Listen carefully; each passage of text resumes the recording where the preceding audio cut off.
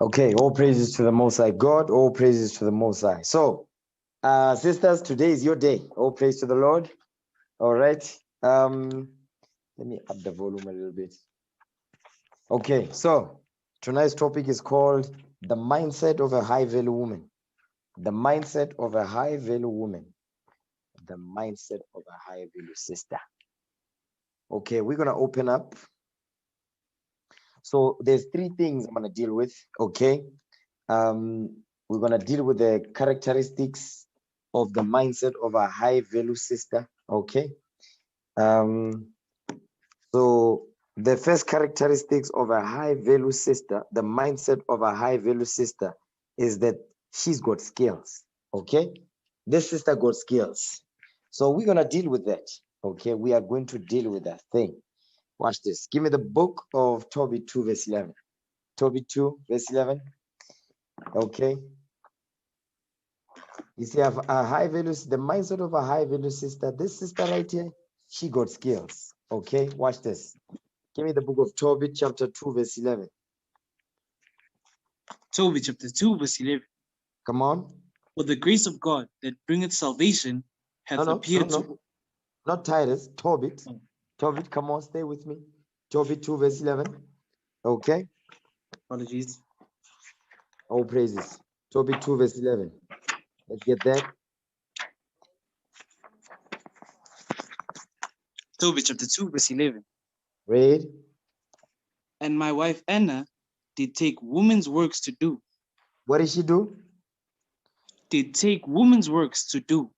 You see that thing? She took women's works to do. That means this sister right here, I'm going to deal with that next characteristic. But you see what you see what it says? It says, my wife Anna did take women's works to do. My wife, not my girlfriend, my wife. Watch this. Give me the book of Genesis 2. Okay. Genesis chapter 2, verse 24. Watch this.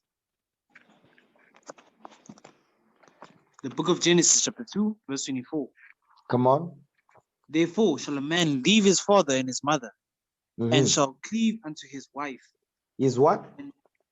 His wife. His wife. His wife. Come on. And shall cleave unto his wife, and they shall be one flesh. And they shall be one flesh. Amen to that thing. So now a man leaving his father and his mother, it means what? He's got a what? He's got a job. He's got a nest. He's got a roof over his head. Okay. So that he and his wife can be able to dwell together. That's how they cleave. You understand? To be one flesh. They must be joined together under the covenant of marriage. Read that again, verse 24. Genesis chapter 2, verse 24. Read. Therefore shall a man leave his father and his mother, and shall cleave unto his wife, and they shall be one flesh.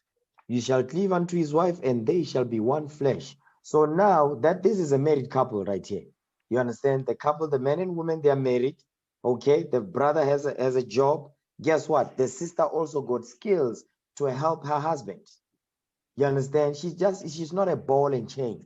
She's not just a ball. She's not a ball and chain. This sister right here, she's going to help her husband, like our foremother did aforetime. You see that thing? Watch this. Give me Sirach 25, verse 1. Okay. And these are things that you have to be able to what? To understand that you sisters, these are the skills that you must have. You must have a skill. Okay. Yes, we encourage sisters, you must study and all that. Okay. But if you know some people reading and not be reading books, and it's not their thing, but they've got skills, they learn with their hands. You see that thing? The Most High God has given them skills in that thing. Read, watch this. Give me Sirach 25 and 1. Watch this. Ecclesiasticus 25 and verse 1.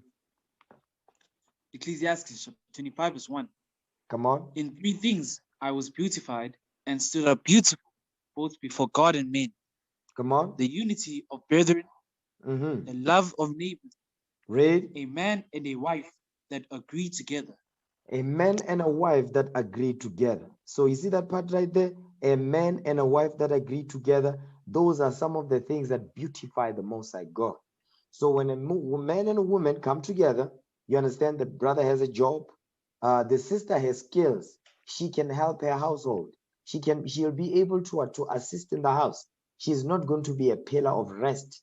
She's not going to be a pillar of stress. Excuse me. She's going to be a pillar of rest, not a pillar of stress. You understand?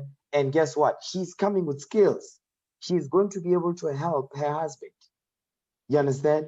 Because a lot of the times where you see couples be fighting all the time, the sister don't get skills, the sister don't want to get skills. So a lot of the times she's sitting idle and she don't want to do nothing.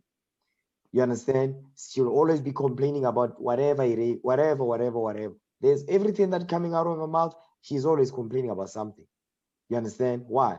Because the sister doesn't have skills. She doesn't have things to occupy her mind with. You understand? Watch this. Give me the book of Sirach, chapter 1, verse 19. Ecclesiasticus, chapter 1, verse 19. Okay? Sirach 1, verse 19. Ecclesiastes chapter 1, verse 19. Read. Wisdom raineth down skill and knowledge of understanding. What did the Bible say? Wisdom raineth down skill and knowledge of understanding. So the wisdom of the Most High God is going to give you skills. You're going to be skilled. You understand? He's going to give you the sense to get some skills to help your house, to help your husband. If you're not married, guess what you should do? You should learn some skills. Learn how to sew, learn how to cook, learn how to bake. Okay, so on and so forth. You must understand these things. Understand property. How does property business work? Understand these things. You understand? You must do some research, find out what's going on in the world, so on and so. These are things that about what? The things that will benefit the 12 tribes of Israel. The things that will benefit your husband, your nation. Okay? Read that again. Verse 19. Ecclesiastes the 1 verse 19. Read. Wisdom raineth down skill and knowledge of understanding, and exalted them to honor that hold her fast. Because if you hold wisdom to honor, guess what? The Lord will exalt you. The Lord will give you skills, which is a high value woman. The mindset of a high value woman, she understands that she needs to have skills. She got to have skills, because in case the husband loses a job, they got retrenched and all that, she'll be able to say, you know what, babe, I got you. I know how to do X, Y, and Z. Okay. Oh, by the way, all that money you've been giving me, guess what I've been doing? I've been saving it up. This sister got skills. You understand? She's using her brain. You see that thing? Watch this. Because the only way that she was able to get these skills, you understand? Because it says wisdom raineth down skills. Watch this. Give me the book of Sirach 126. This is how the sister is able to have skills. She has enough sense to say, you know what? I'm not going to treat my Lord as like I do Sasa. You ever see our sisters that go to Sasa to get paid because of the children and all that? Many of them, they don't want to work. Many of them, they just wait for month end because they've got four kids.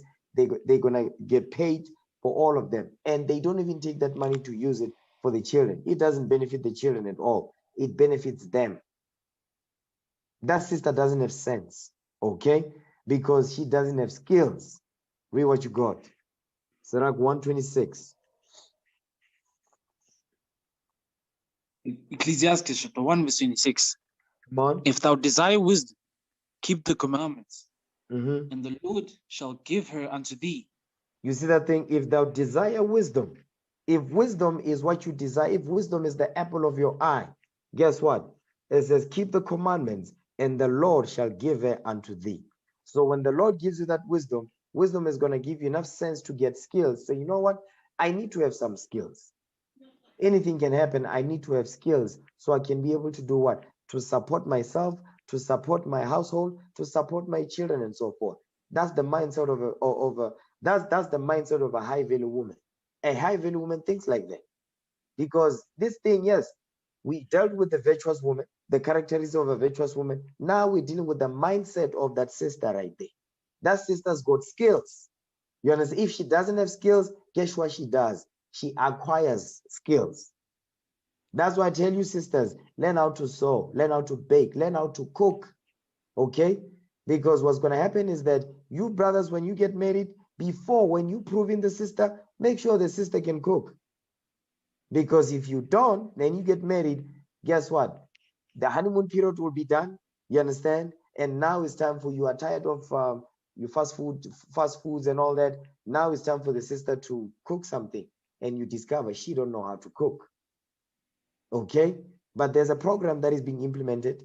Okay, I'm working on something for the sisters, to get their cooking skills, on point. Read what you got. Read that again, verse 26. Ecclesiastes 1 verse 26. Read. Thou desire wisdom, keep the Mhm. commandments, Do and the what? Lord shall keep the commandments. Keep the commandments. If you desire wisdom, keep the commandments. So now go back to Tobit 2 verse 11. Tobit chapter 2 verse 11. It's very important that you sisters, you must have skills. Okay, you cannot just live your life with you don't have any skills. You understand? Look at what's going on today. People are losing jobs and all that. Get a skill, okay, that you can be able to what? To still be able to support yourself.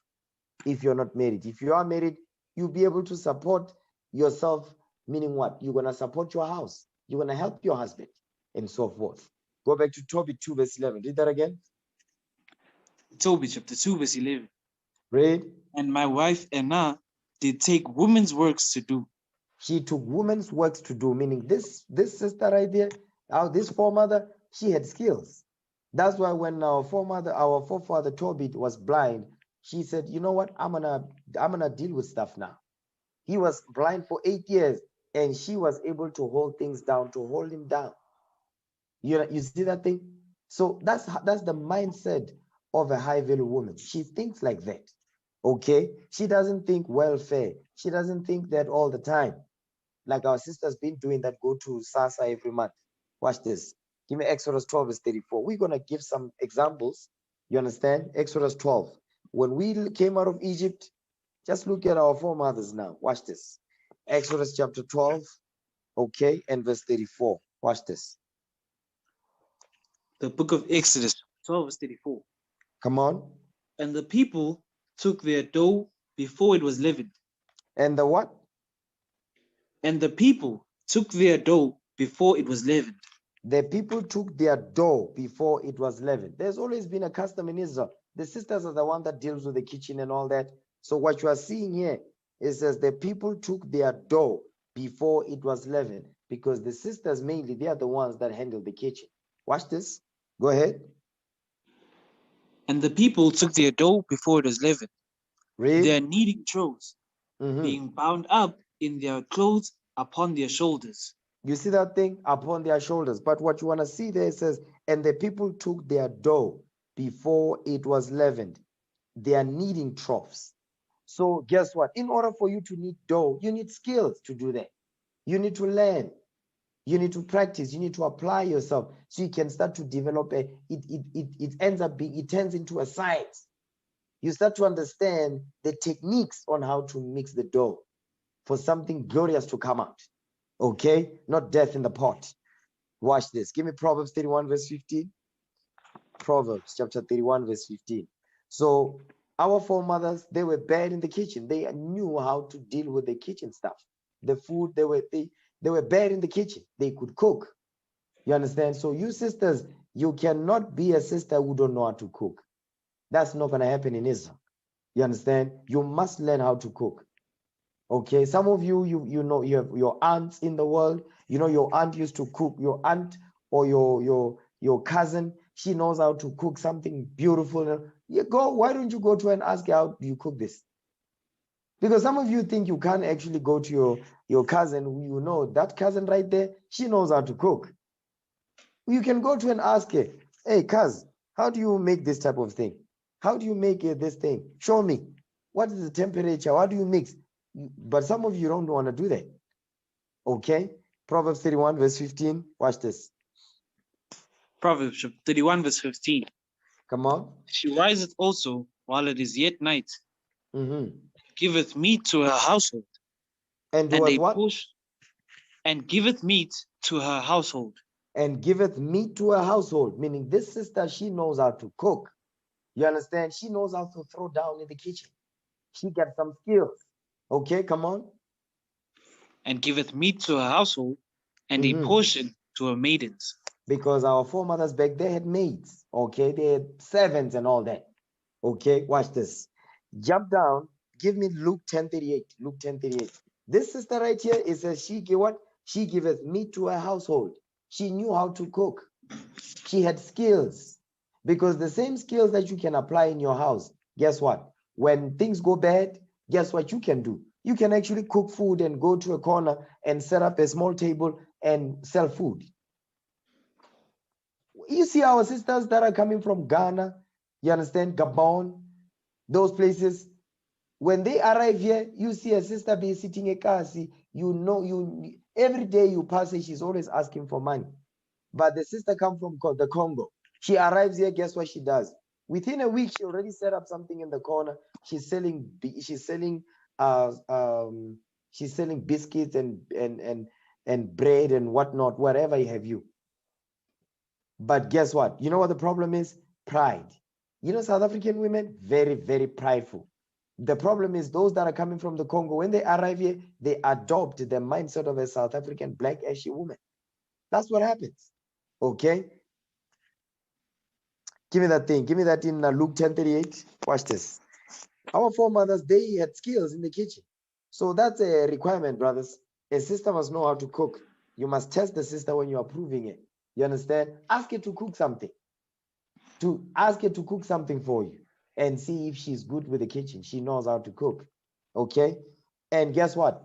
When you are chaperoned, when you are proving, and you need to know, because some sisters can buy something. You know, I'll tell you something, I'll tell you a story. This long time ago. Okay? So this sister I used to know in the world. This sister, this one day, right? This sister, she comes to visit. Guess what the sister does? You're not gonna believe it. The sister passes by Spa and all that. She be buying the food that is already cooked. You know those ones that they dish out and all that. And when she got home, because I was late for some odd reason, you know what she did? She took that food, put it in the pot, and she cooked it. And she took the stuff, the containers, she hid them in the bin. You see that thing? So what I'm about, I was throwing something. I'm like, what the hell is this? I'm checking and I ask her, wait a minute, did you cook this stuff?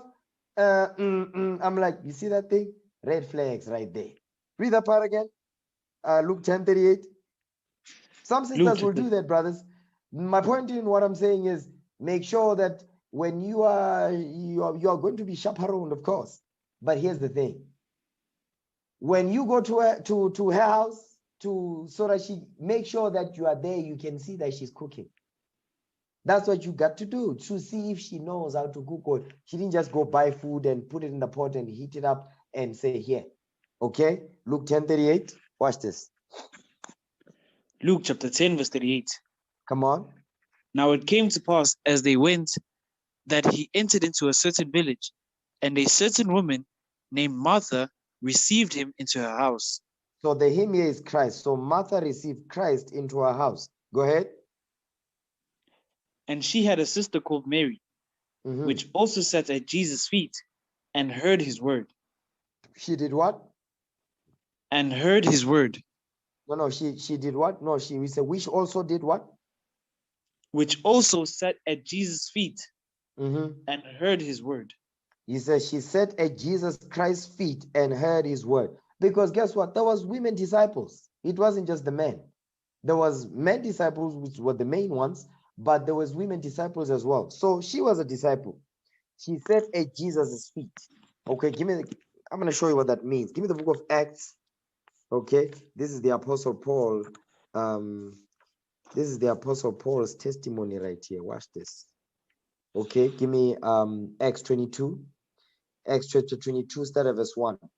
Acts 22 and verse 1. Watch this. Acts chapter 22, verse 1.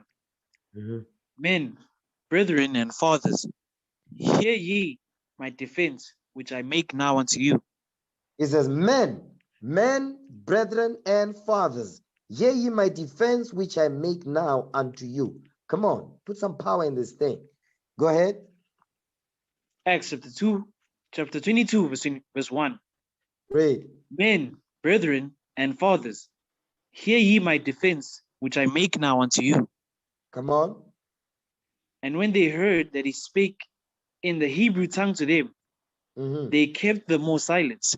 And Come he on. said, You see that thing? He says they kept the more silence. Because guess what? You know, when people get mad, they start to speak in their quote unquote mother tongue. Go ahead.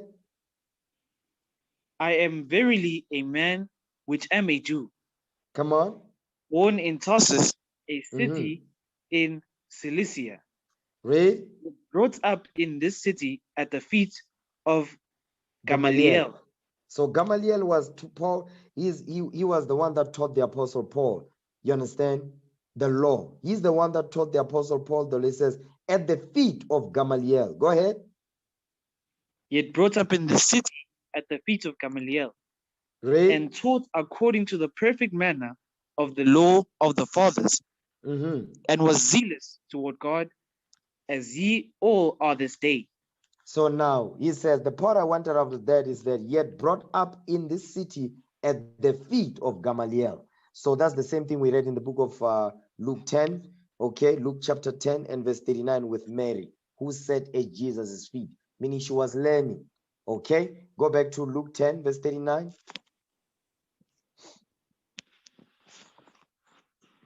Luke chapter 10, verse 39. Read. And she had a sister called Mary, which also sat at Jesus' feet and heard his word. She learned, meaning she was learning. She was a disciple. Come on. But Martha was cumbered about much serving. About what? And was cumbered about much serving.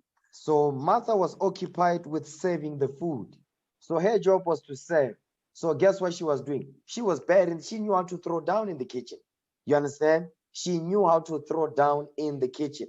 So while Mary was learning the scriptures and all that, guess what this sister was doing? This sister was dealing with the kitchen stuff. She knew how to cook and she was serving the people. Go ahead. And came to him and said, Lord, dost not thou care?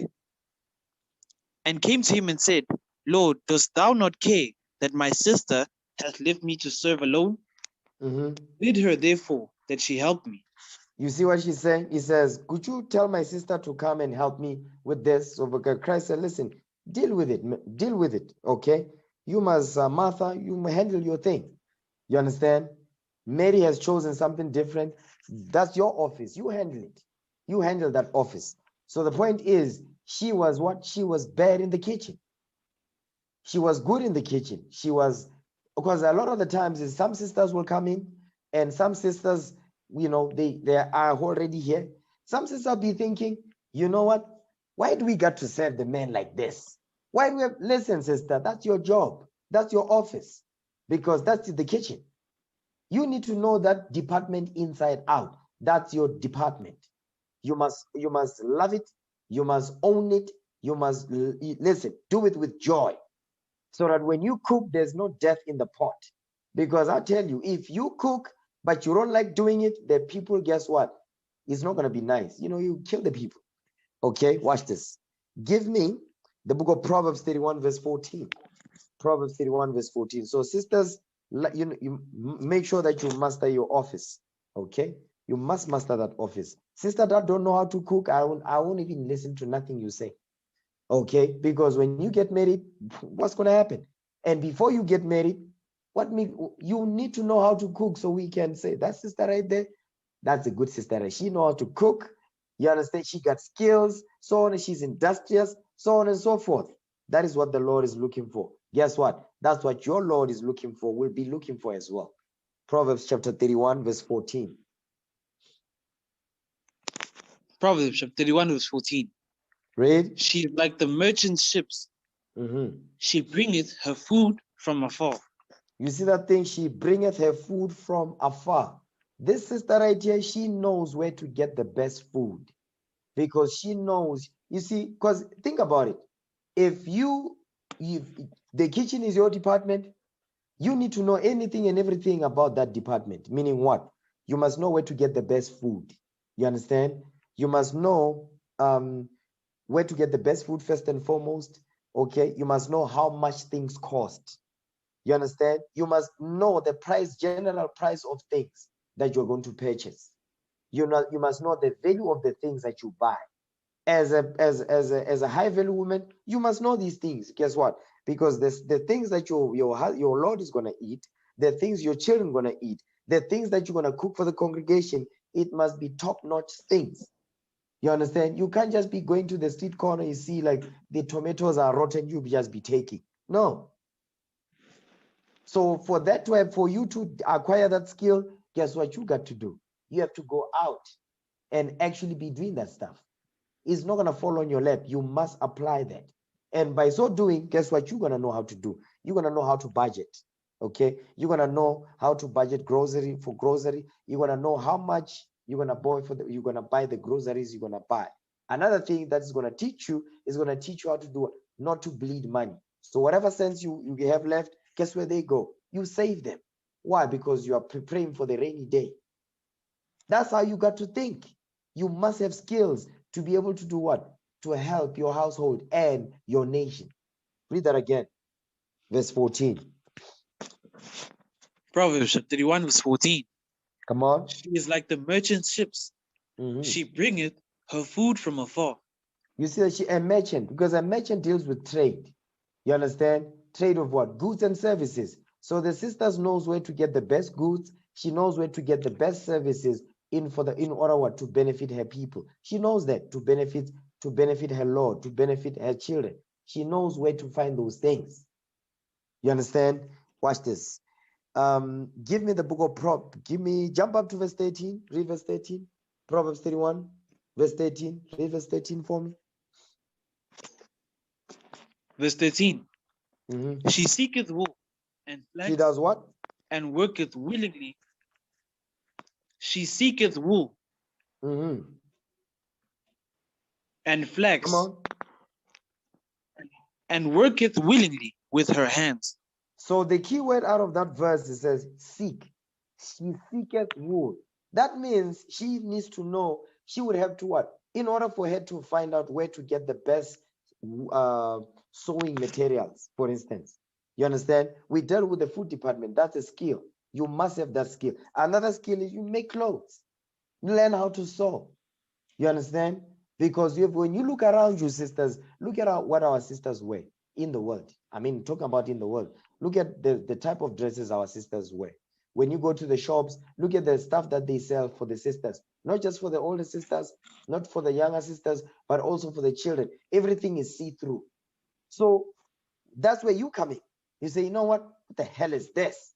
You look at that stuff, you say, I'm not going to allow my nation to dress like whores.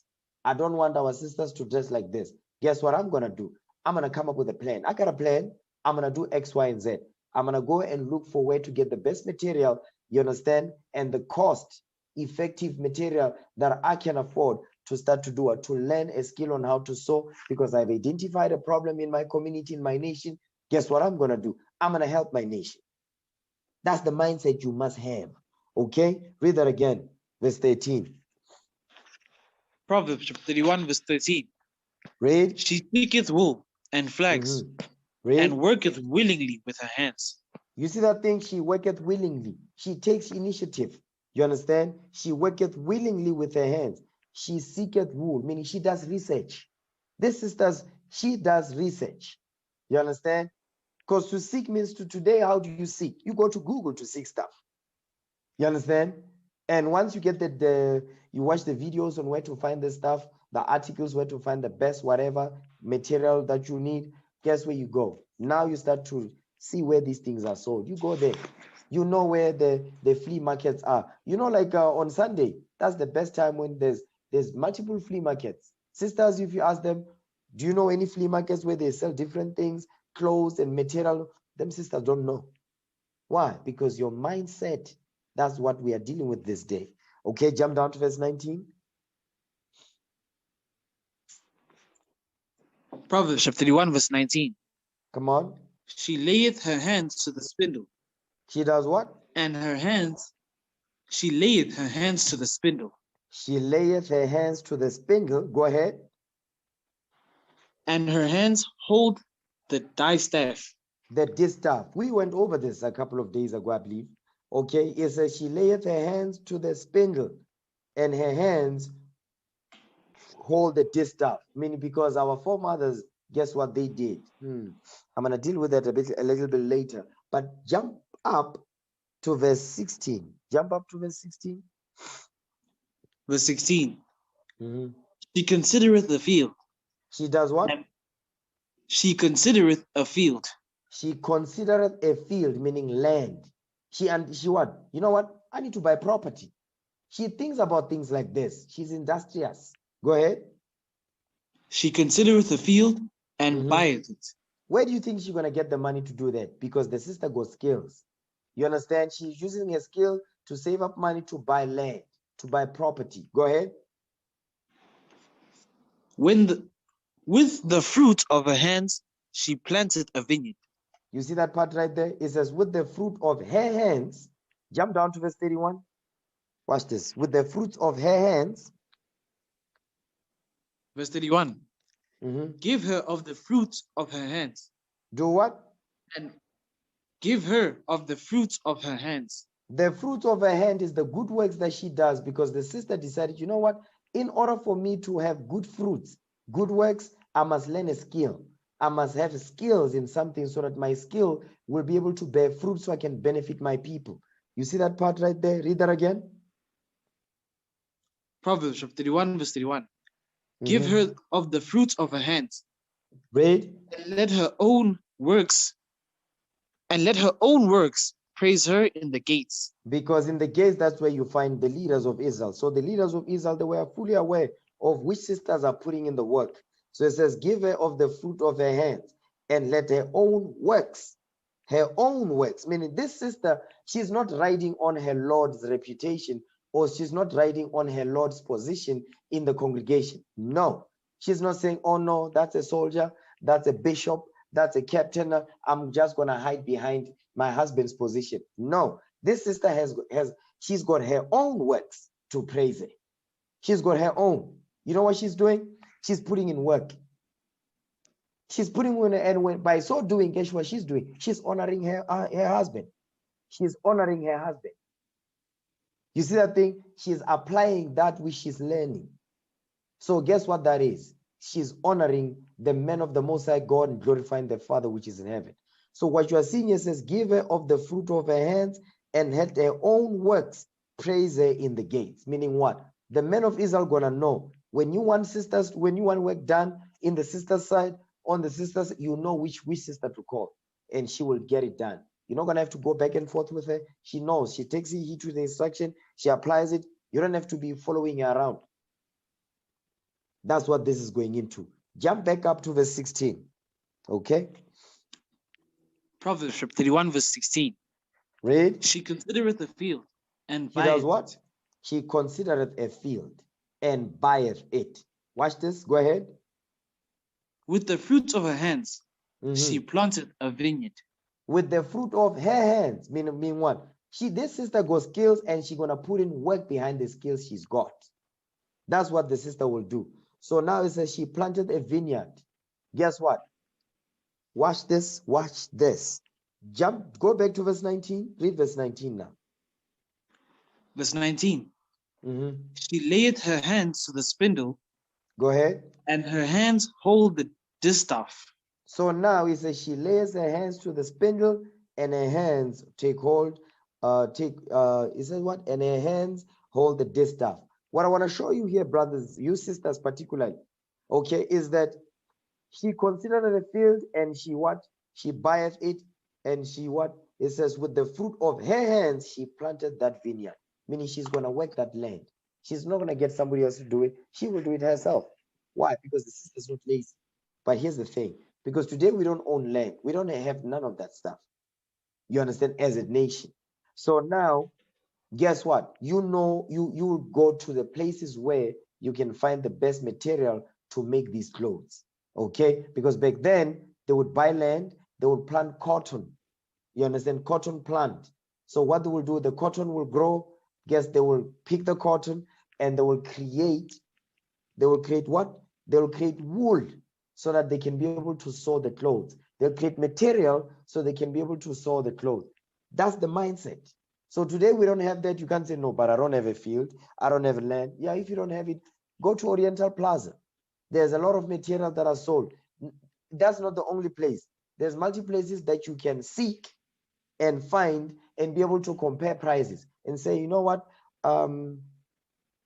we've been buying from such and such place. You know what, there's another place actually. It's quite reasonable and the material is just as quality. The mindset of a high value woman thinks like that. You understand? This woman, right, she's not gonna sit on her hands and just be that pretty face. Watch this. Jump down to verse 21 now. Proverbs 31, verse 21. Proverbs chapter 31, verse 21.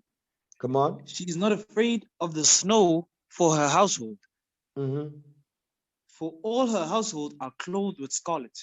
You see, he says she's not afraid of the snow for her household. So there's snow, because remember, in places where there's always snow, guess what?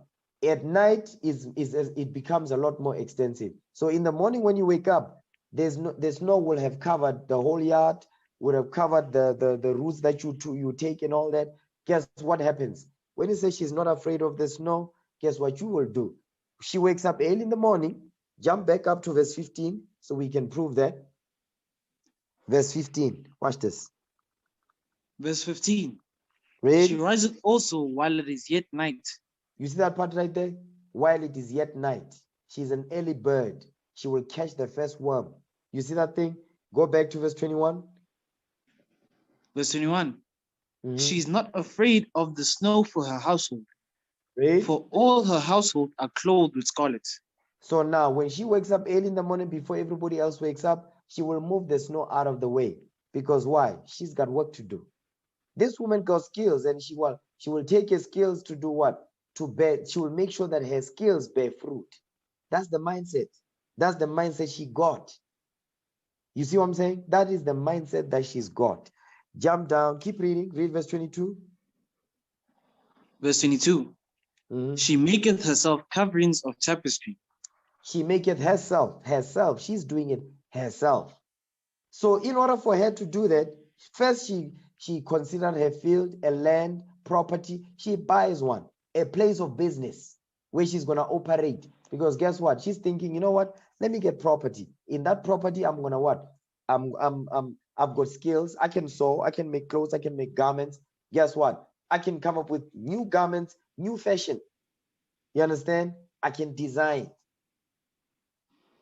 Guess what? Before you know it, she's got a clothing business. She's got a clothing company, so on and so forth. That's the mindset. It starts with it starts with a machine. That's what it does. It all starts with a machine. That's it. You understand? It all starts with that machine. And with the Spirit of the Most High behind you, guess what? You're unstoppable. But the thing is, the sisters, we're going to deal with the reason why these things don't get done. Watch this. Read that again, verse 22. Proverbs 31, verse 22. Read. She maketh herself coverings of tapestry.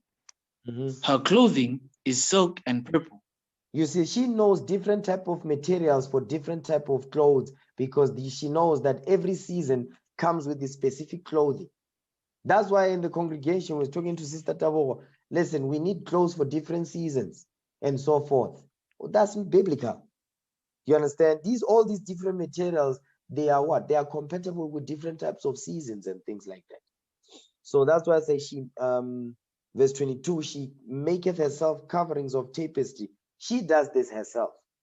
You understand? Her clothing is silk and purple. This is good quality materials. Okay, come on. Verse 22. No, verse 24. Read verse 24 now. Verse 24. She maketh fine linen and selleth it, and delivereth girdles unto the merchant. Unto the what? Unto the merchant. So not only is she manufacturing, she is also doing distribution. You see that thing? She maketh fine linen and selleth it. This woman, she's business-minded. This woman, she's industrious. You understand? This woman got skills. She's not a dummy. She's not a simpleton. She's not a simp. meaning she's not a bum. Okay, read that again.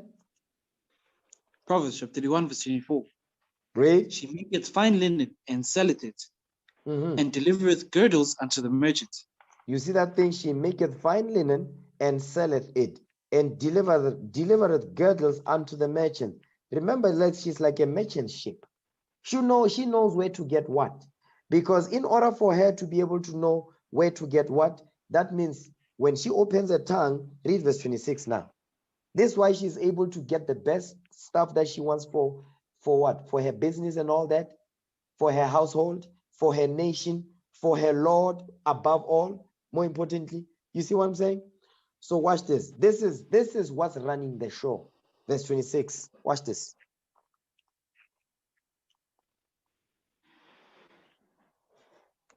Come on. Proverbs 31:26. Verse 26.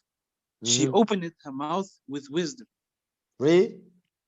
and in her tongue is the law of kindness.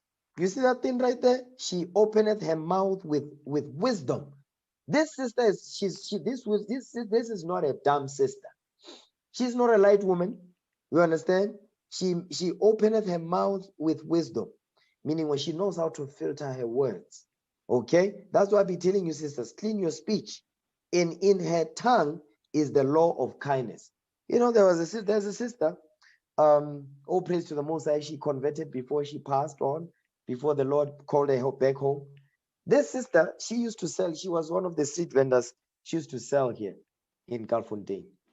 And that sister, one thing about that sister, she was very kind, that sister. Okay. She knew how to talk to people. She was very kind. It doesn't matter how old you was, the sister was very kind to everyone. She would speak nicely to you. You understand? Customer service was impeccable, excellent. And whenever she came to sell, like during the school holidays and all, you know what she did? She's from Mozambique. You understand? That's Israel over there. She's from Mozambique. You know what she was doing? She brought her children. She would bring her daughters. And her daughters, when she went to buy stock, you know what her daughters would be doing? Her daughters would be packing stock where she's selling, and her daughters would be running the business while she's gone to get the stock. And they was young. The daughters was what? One was 10, another one was, I think, 12. 10 and 12. You understand? And they would stand there that they be selling. She'd be gone for maybe 2-3 hours going to get stock. They'll be selling. By the time she comes back, they've already what? They've already traded already. You see that thing? So what she was doing, she was to a point. There was another. She had 3 daughters. Another one was about 20, I think 21 around there. Next to her, she also had set up her own business. She was dealing with fruits and veggies mainly, but mostly fruits and then veggies a little bit. And her mother was dealing with everything else, beans and all of that stuff, tomato, all of that. She dealt with that stuff. But her daughter, the one 21-year-old, she was dealing with fruits and veg. My point is, that's the mind. You see, our sisters, even in the world, they don't know the scripts, but that thing right there, the skill, industrious. Okay, give me that in Luke. I believe it's in Luke chapter 16. Give me one sec.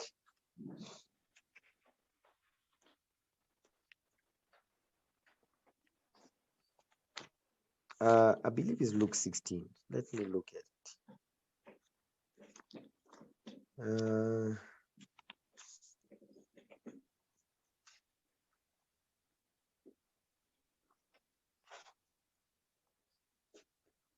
Yes, Luke 16 verse 8.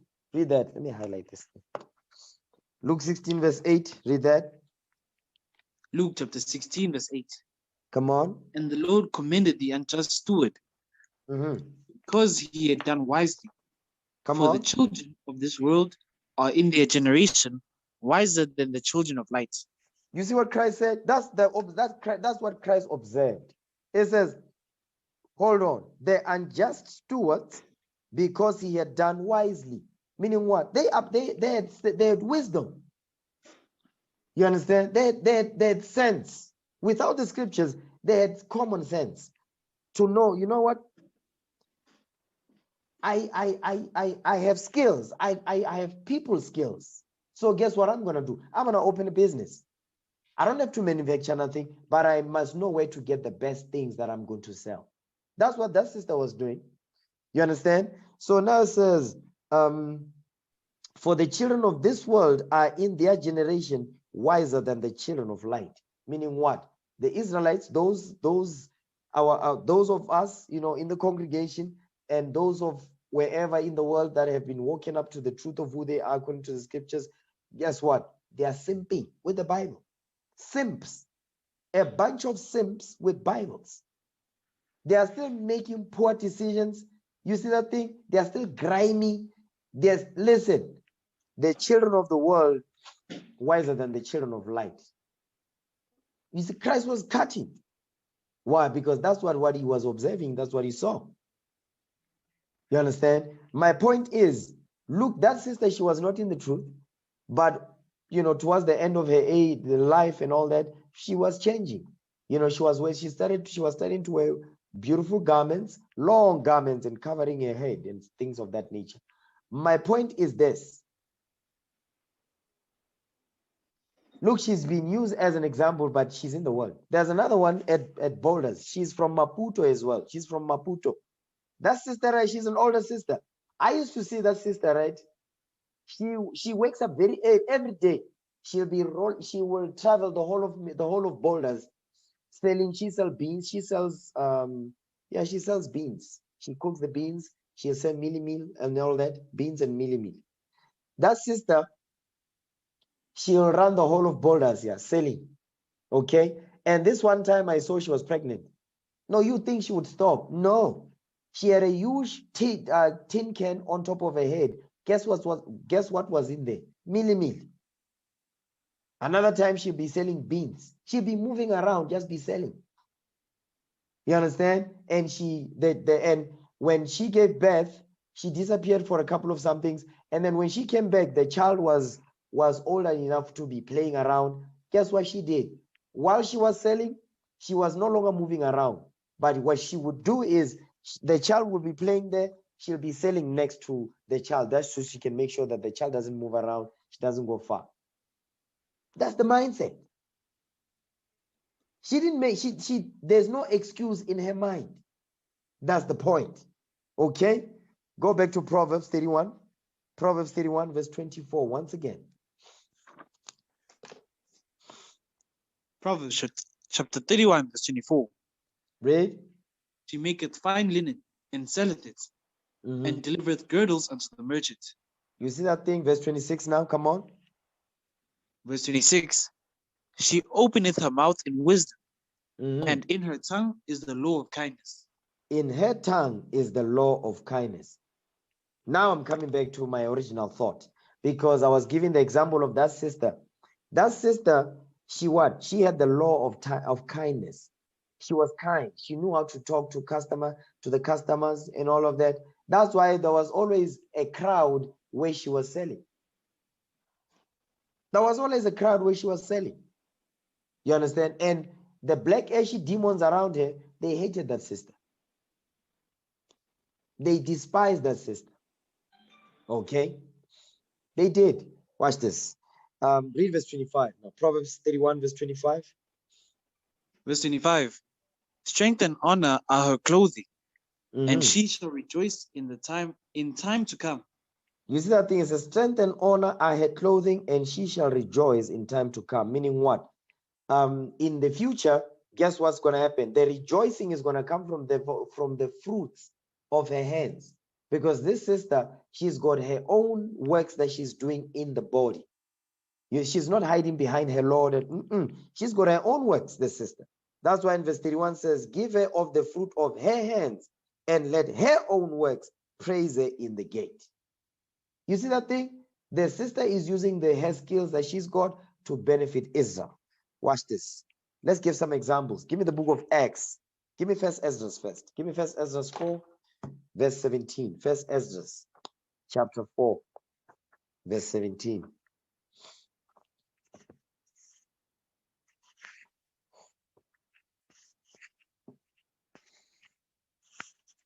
Come on. First Ezra 4 verse 17. Read that.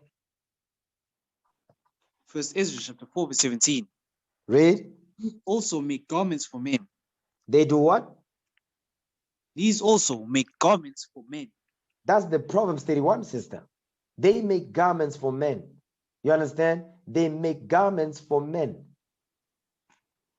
In order for them to do that, they need to have a skill. They have to have the know-how on how to sew, what type of material to buy to sew this particular type of garment. They would know that they will have to learn those skills. They would have to acquire those skills before they can do that. So that's why I tell you, sisters, you don't know how to sew. Stop being complacent. Don't make excuses. Every week we ask you, sister, where we at? No. Why? Because guess what? You sisters, you need to really look at the big picture here. The problem we are solving with the clothing department is what? Is that when you look at our sisters, from the oldest to the youngest, right? You see the older mothers, you see the sisters, you see the children. Look at the way they dress. Where do they get the clothes that they buy? They get them from our enemies. Our enemies are going to make clothes that are going to glorify our sisters. Are you kidding? Our enemies don't give a damn about our people. You understand? And they know. That's why when you go to the shops, to the malls, they have those mannequins. Why do you think they have them? To entice you. So you see yourself dressed like that mannequin is dressed up. The mannequin is dressed up in a mini skirt. Because if you notice, I'm use boulders as an example. There's a lot of Arabs, there's a lot of Hamites, there's Esau, obviously. You understand? There's a lot of Persians. So when you go into those shops, the majority of them, they sell mini skirts, they sell low-cut tops. You understand? They sell dresses, but when you look at the dress can be long down to the foot, but you look at the side, it's opened, it shows the thigh. When you pass by the sun, when there's a reflection of the sun, the thing is see-through. Why do you think they are doing that? They are doing that to do what? To keep our sisters in a whorish state of mind. So now when the sisters go to the shops, they take their children with. Guess what the children are going to wear? The children are going to wear the same garbage. So that's where you come in, you sisters. Your job is to say, we have a problem in the nation. That's the problem right there. Sisters, let's come together. Listen, we have 3 weeks, we have a month. We need to learn how to sew. Let's come together. We need to generate arms. Guess what we're going to do? We're going to come together. We're going to buy a proper sewing machine. Guess what we're going to do? We're going to learn. You understand? We're gonna meet every now and again to learn how to use this thing. We're gonna rotate it and whatever you come up with. Because you've identified a problem and say, listen, we have a problem in the nation. Because when more sisters come in, and then so we're still gonna continue to go and buy clothes from our enemies where you can just buy material and sew it yourself. I mean, I need you sisters to think. Okay? Read that again, verse 17. First Ezra 4, verse 17. First Ezra chapter 4 verse 17. Come on. These also make garments for men. These bring glory unto men. You see that thing? And without These make garments for men. These bring glory unto men. Guess what? Your job will be to to bring glory to your nation. Right now, we listen, look at us. Messed up, okay, hemmed up.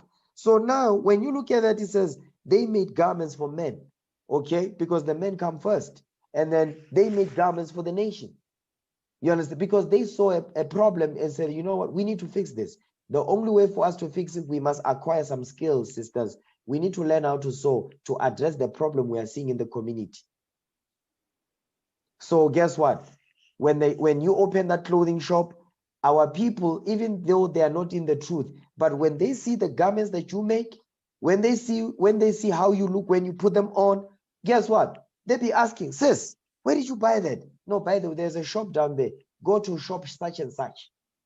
Okay, go to that Hebrew market right there. You're gonna find there's a beautiful dresses, garments for both, for both the older sisters, the youth and all that, and the children. That's the mindset. Okay, that's how you have to think. Watch this. Give me the book of Acts chapter 9, verse 36.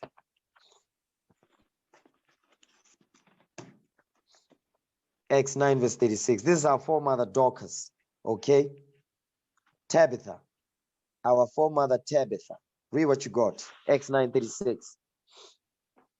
Acts chapter 9 verse 36. Come on. Now there was at Joppa a certain disciple named Tabitha. You see that Which thing? by She was a disciple. She was a disciple.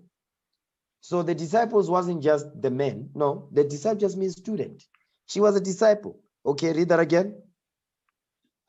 Acts chapter 9 verse 36. Mhm. Now there was at Joppa a certain disciple named Tabitha, which by interpretation is called Dorcas. Read. This woman was full of good works. She and was what? alms. This woman was full of good works. She was full of good works. This woman wasn't worthless. She was what? She was worthy. Okay, she was full of good work. That's why you sisters, you think, okay, I must just bake. You don't understand the importance of that. That's a beautiful office right there. You understand? That's a beautiful office. Because guess what? You get to be a benefit to your nation. When brothers are when brothers and sisters they want bread, guess what? They can come to you. You know that every week you have to bake X amount of stuff because you know you are delivering to that family the house of soldier Haggai. You're delivering to the house of soldier Jonah, so on and so forth. The house of brother Bezaleel. You know you are delivering such and listen, because you need to think about that stuff. We're a nation, and in the nation, guess what's in the nation? Give me that in Matthew chapter 5 real quick. Let me just put some thought, plant a seed in the sister's mind this day. Watch this.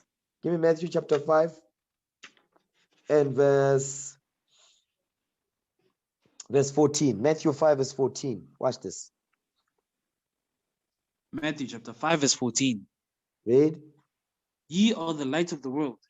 We are the light of the world. The light is the laws of God. You understand? The laws of God must be seen through us. Go ahead. Ye are the lights of the world. A city that is set on an hill. A city. A what? A city. A city. A city. A city. Okay. A city that is what? A city that is set on an hill cannot be hid. So a city, what do you have? What do you find in a city? When you go to a city, what do you find?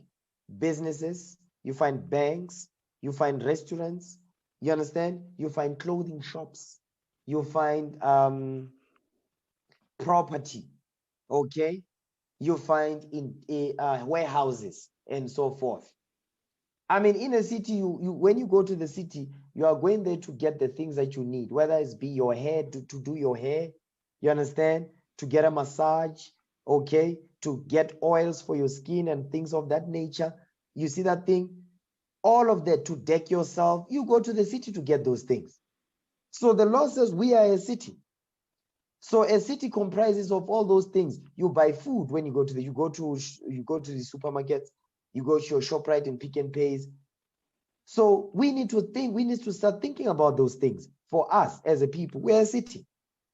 So as a city, guess what we must have? We must have those things. When you want to get your hair done, you understand? Guess what? You know what?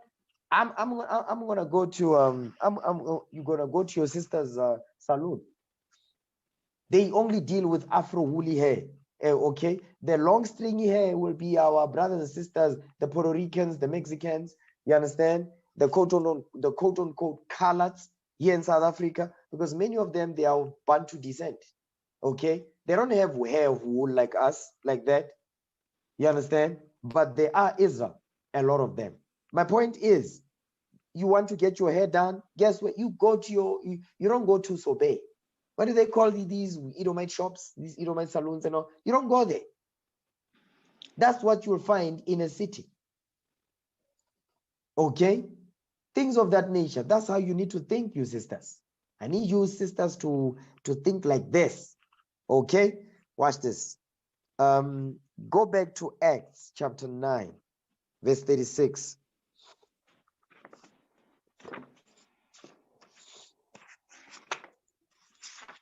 Acts chapter 9 verse 36.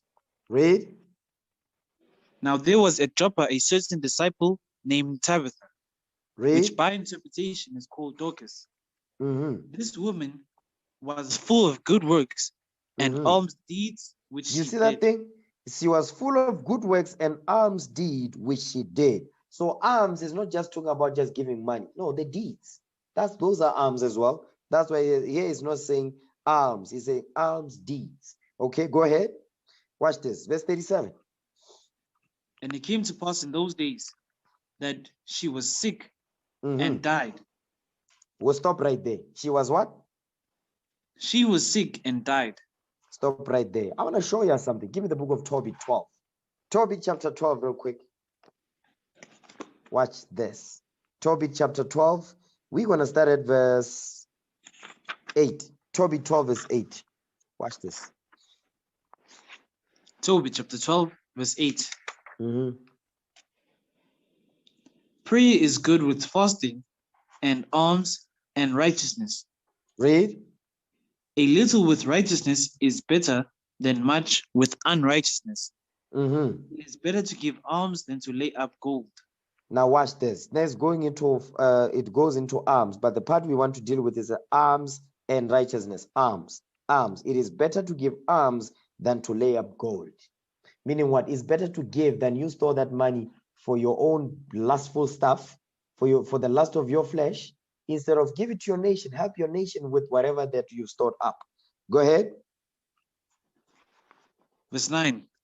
For alms doth deliver from death. For alms does what? For alms doth deliver from death. For alms that deliver from death. So what you are reading here says, for alms that deliver from death, go ahead. And shall purge away all sin. And shall purge away all sins. Read on. Those that exercise alms and righteousness shall be filled with life. So it says those that exercise. See, this is a verb right here. It's a doing. It's what? It's a verb, right? Yes, sir. Okay, it's an action word.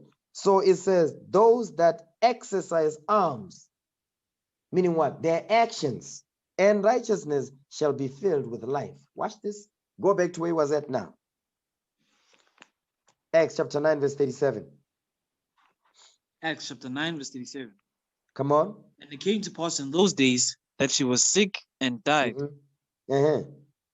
whom when they had washed, they laid her in an upper chamber.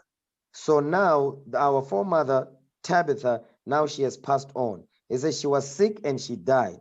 So they washed her and embalmed her, because that's how the customs of Israel, to make sure that the body is what is clean, it smells good and all that. And they put her in the upper chamber. Watch this. Go ahead. And for as much as Lydda was nigh to Joppa, and the Was disciples not had heard, Lydda was closer to Joppa. Go ahead. and the disciples had heard that Peter was there, they sent unto him 2 men, desiring him that he would not delay to come to them. So now Peter was in Lydda. So Lydda was closer to Joppa, and our foremother Dorcas or Tabitha was in Joppa. Go ahead. Verse 39. Then Peter arose and went with him. When he was come, they brought him into the upper chamber, Where Dorcas was. Go ahead. and all the widows stood by him weeping. And all the widows stood by him weeping, and showing the coats and garments which Dorcas made while she was with them. You see that thing? You see what they did? They had to put the stuff that our foremother did. He says, look at the stuff, see, look at the works she put in. You see that thing? Because the apostle Peter understood these bring glory unto men. These make garments for men. You see that thing? It says, and showing the coats and garments which Dorcas made while she was with them, while she was still alive. So when the apostle Peter arrived, they didn't see, look how good listen, this sister could quote scriptures good. No, they said, this sister, she put in work. This sister put in work. And they showed the apostle Peter the stuff that she done. They showed the apostle Peter the works that she put in. That's why I tell you, sisters, learn how to sew, learn how to cook, learn how to bake, learn how to run the kitchen. That's an honorable work. You must be proud to do that thing. Next part of the verse. Go ahead. Verse 40. But Mhm. Peter put them all forth and kneeled down and And prayed. did what? And kneeled down and prayed. So the apostle Peter, when he saw all the stuff that the sister showed unto him, he kneeled down and prayed, because there's power in prayer. Go ahead. And turning him to the body said, Mhm. Tabitha, arise. You see that thing? He turned to the body and said, Tabitha, arise, meaning wake up. Go ahead. And she opened her eyes. Mhm. And when she saw Peter, she sat up. She sat up straight. Go ahead. Come on, watch this. And he gave her his hand Mhm. and lifted her up. Come on. When he had called the saints and widows, presented her alive. You see what he did? He presented the sister alive. Go back to Tobit chapter 12, verse 9 now. Watch this. That's some heavy stuff right here. The work that she put in, guess what her job was? She knew how to sew. She made garments. And the work that she put in, guess what? Because remember, she was dressing Israel. Because we must dress according to the laws of the Most High God regarding dress code, both the men and the women. So that brings glory unto the Most High. So when we do that, we bring in honor and glory to the Most High God. Guess what? Our nation will be glorified in the Lord. So that's how you need to think. Okay? Read that. Tobit 12, verse 9. Watch this. Tobit chapter 12, verse 9. Mhm. For alms doth deliver from death, and shall purge away all sin. You see that Those thing? that It says arms that deliver from death. Arms deliver from death and purge away all sins. She was delivered from death. Our foremother Tabitha had died. When the apostle Peter saw the work that she put in, guess what he did? He prayed and woke and brought his sister back to life. Because what? Because of her alms deeds. The work that she put in delivered her from death. So you, sister, you really need to think about this stuff. That's why when I talk to you, sisters, I'm hearing excuses. You turn my stomach. I'm like, what the hell is this? Sisters don't see what's going on here. We've got work to do. When I hear excuses, I don't even want to hear you. Okay, read that again, verse 9. Tobit chapter 12, verse 9. Read. For alms doth deliver from death, Come on. and shall purge away all sin. Mhm. Those that exercise alms and righteousness shall be filled with life. Shall be filled with life. That's why she was able, what? She received life. You understand? She received life. The Most High blessed her this day. Watch this. Now, we're going to move to the next characteristics. The next characteristics of a high value sister. A high value sister, that her mindset, we just dealt with the mindset. You understand? Meaning what? She's what? She's got skills. She's industrious, the sister. The second part is that she takes initiative. You understand? The mindset of a high value sister, she takes initiative. She don't sit there, she don't sit down, you understand, with her hands hanging. She don't want to do nothing. She's lazy. No. This sister right here, she takes initiative. In order for you to take initiative, that means you have identified a need. And when you want, because you have identified the need, you just discovered, you know, I got skills. I've identified the need and I've got skills. I've got skills.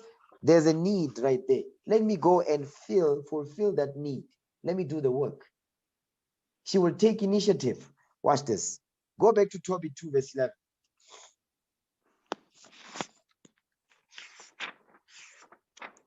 Tobit chapter 2, verse 11. Read. And my wife Anna did take women's works to do. My wife Anna, she took women's works to do. She took initiative. You say, you know what? I'm going to help my husband.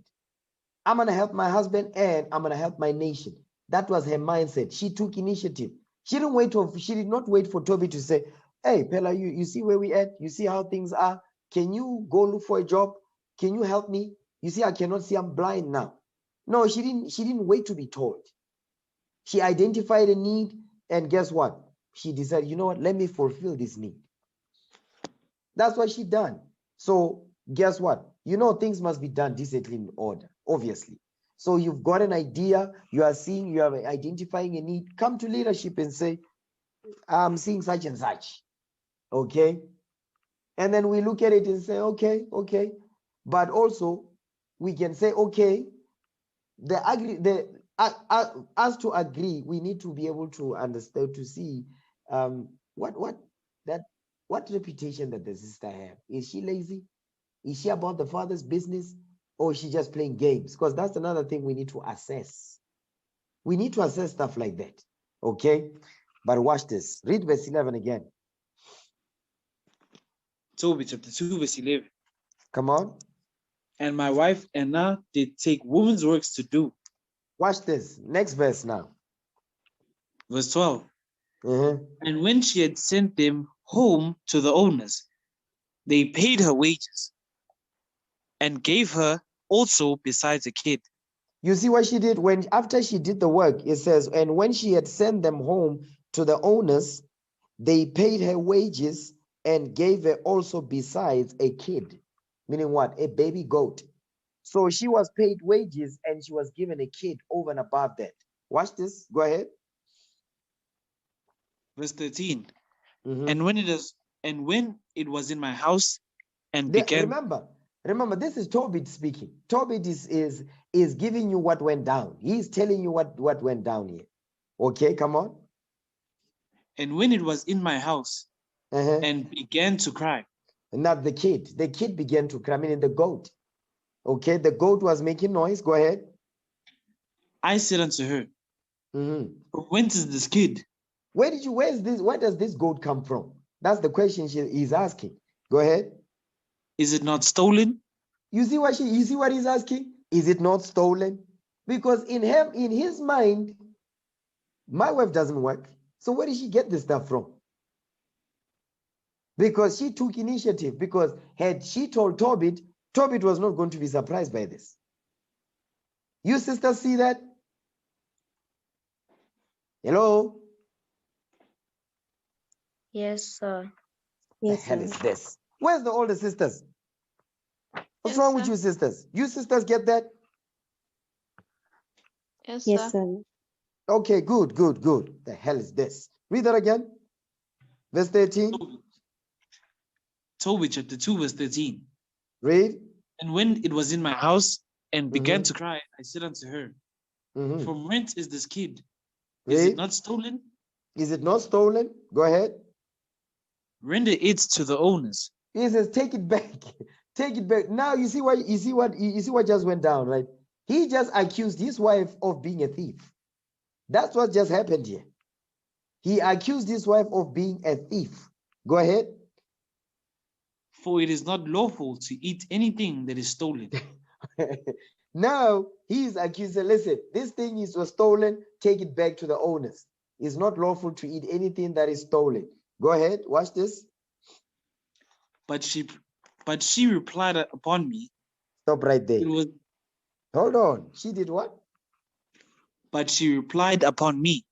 You see that part when it says, but she replied upon me, meaning she was mad. That's why it says she replied upon me. She was mad. She wasn't happy about this thing, what Tobit was saying, because it was a surprise to Tobit, because she did not tell Tobit what she was going to do. But this sister, she took initiative to help her household. Okay, come on. But she replied upon me. It was given for a gift more than the wages. So it says, oh, yes, I got paid for the work that I'm doing. And over and above that, I was given a kid. Go ahead. Howbeit, I did not believe her. You see, he didn't believe it. He didn't believe his wife, what the wife was saying. Come on. But bade her render it to the owners. You see what he did? He says, bade her render it to the owners, meaning take it back. Go ahead. But bade her render it to the owners. And I was abashed at her. You see, meaning what? They were having an argument. Go ahead. But she replied upon me. She replied upon me, meaning what? She wasn't happy about what Tobit was saying. Go ahead.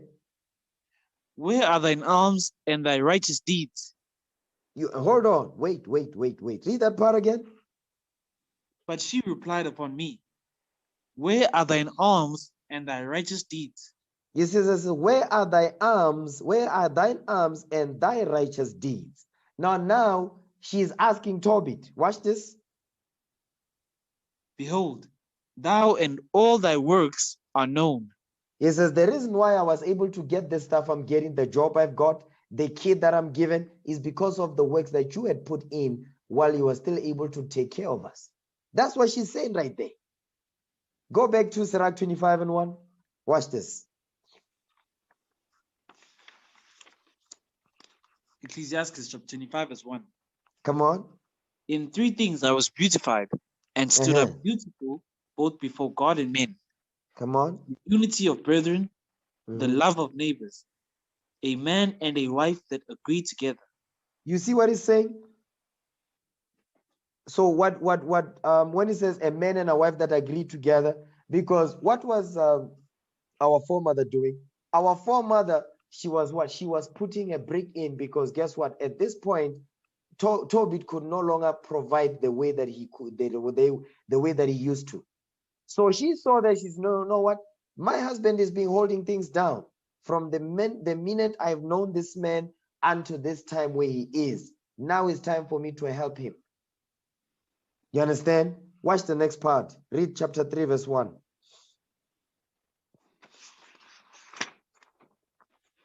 Tobit chapter 3, verse 1. Then I, being grieved, did weep, and in my sorrow prayed, saying, O Lord. Hold on, wait. Read verse 1 again. Tobit chapter 3, verse 1. Come on. Then I, being grieved, did weep. Meaning he was grieved by this thing. Meaning what? It touched Tobit deep. You understand? It touched him. You're like, what? My wife did what? Okay, come on. And in my sorrow prayed, saying, In my sorrow, because this thing really, it hurt him. He was like, wow. It was a surprise why he was saying, take it back to the owners. Render it back to the owners. Because in his mind, he thought she must have stolen this thing. Okay, come on. Saying, O Lord, thou art just. You see what he's saying? He's praying to the Most High God now. Because of what? Guess what? Go to Proverbs 31 now. Watch this. Proverbs chapter 31. Some heavy stuff right here. Proverbs chapter 31 and verse 10. There's some beautiful stuff right here. Brothers, pay close attention. Proverbs chapter 31 verse 10. Go ahead. Who can find a virtuous woman? Who can what? Who can find a virtuous woman? Tobit, guess what? Tobit found a virtuous woman. Tobit found a virtuous woman. She took initiative. Go ahead. Who can find a virtuous woman? For her price is far above rubies. This woman is priceless because that mind was well instructed. Go ahead. The heart of her husband doth safely trust in her, so that he shall have no need of spoil. You see that thing? It says, the heart of a husband does safely trust in her, so that he shall have no need of spoil. You know, Tobit didn't have those problems. Okay, go back to Tobit 3, verse 2 again. So Tobit give praises and honor to the Most High God. Tobit chapter 3, now, verse 2. Tobit chapter 3, verse 2. Come on. O Lord, thou art just, and all thy works and all thy ways are mercy and truth. And thou judgest truly and justly forever. You see that thing? Come on, read on. Remember me and look on me. Punish me not for my sins and ignorances. You see that thing? He is praying to the Lord because he what we just read the chapter before it, he was in his ignorance. You understand? He was what? The sins goes into what? Because he accused his wife of being a thief. You understand? So Tobit is asking for mercy from the Most High God. Read. And the sins of my fathers who have sinned before thee. Now watch this. Go ahead. For they obeyed not thy commandments. Wherefore thou hast delivered us for a spoil, and unto captivity, and unto death, and for a proverb of reproach to all the nations among whom we are dispersed. So now that's it on that. So what I wanted to show you is that Tobit, he did what? He examined himself about what just went down. This is the examples that we need to what? We need to follow. You understand? These are examples. Tobit recovered. He recovered quickly. So he made a boo-boo. And guess what? He prayed to the Lord for us forgiveness. And guess what? That's how we do it. Okay? Watch this. Give me the book of Proverbs 31, verse 16. Okay, Proverbs 31, verse 16. The book of Proverbs, chapter 31, verse 16. Read. She considereth a field, and She does buyeth what? it. She considereth a field. She considereth her field. Because if you are considering, that means you sit down, you analyze the situation, you say, you know what? I'm seeing a need for X, Y, and Z. You know, I'm gonna do what? I'm gonna go out there and get myself land. And for you to do that, that means you've been planning. You sat down, you decided to count the cost. You say, you know what? I'm gonna do X, Y, and Z. So let me prepare now so that in the future I can be able to do it. But I must prepare now, and I must discipline myself and maintain that discipline until the need arises. So when the need came, guess what she did? She thought about that field and she went and bought it. Why? Because she prepared herself for that thing. That's taking initiative. You don't need to be told over and over about the same thing. No, you take initiative. You understand? And when instruction comes, guess what you do? You execute it with grace. Read that again, verse 16. Proverbs, chapter 31, verse 16. Mhm. She considereth a field, Read. and buyeth it. Mhm. With the fruit of her hands, she planteth a vineyard. He planted a vineyard, meaning what? She's going to work in that vineyard because she's planning, you know what? Whatever I'm going to plant in this vineyard, I'm going to use it for my business. I'm going to sell. I'm going to sell cotton because I'm going to create what? Sewing material. That's what I'm going to do. That's the plan. Go ahead. Verse 17. She girdeth her loins with strength, Mhm. and strengtheneth her arms. And strengthened her arms, meaning she's not lazy to work in this vineyard. Okay? Jump down to verse 26 now. Proverbs, chapter 31, verse 26. Mhm. She openeth her mouth with wisdom, and Read. in her tongue is the law of kindness. And in her tongue is the law of kindness. Because in order for her to be a good businesswoman, guess what she's doing? She knows how to deal with people. Because if you are in business, you must know how to communicate. You must know how to deal with customers and all customer service because you are rendering a service. You want people to come back. Watch this. Give me the book of Ecclesiasticus, chapter 30. Let me see. Sirach 36, Sirach 36, verse 22. Ecclesiastes, chapter 36, verse 22. Mm-hmm. The beauty of a woman cheereth Come the on. countenance, Mm-hmm. and a man loveth nothing better. It says, the beauty of a woman cheereth the countenance, meaning what? It makes a man, it makes the man happy. Okay? It says, and a man loveth nothing better. Go ahead, verse 23. Watch this. If there be kindness, If that big if there be kindness. So what constitute the beauty of this woman is what? Kindness. If there be kindness, go ahead. if there be kindness, meekness, She's submissive, she's humble. Go ahead. and comfort And comfort where? in her tongue. In her tongue. In her tongue. So in Proverbs, it's just what? Is only referencing what? Kindness, the law of kindness. But Sirach is adding stuff. It says kindness, meekness, comfort in you. You will find it in her tongue. This woman, she's what? This woman, she knows the type of business she's in. She knows her shoe size. You see that thing? Read that part again. Verse 23. Ecclesiastes, chapter 36, verse 23. Mm-hmm.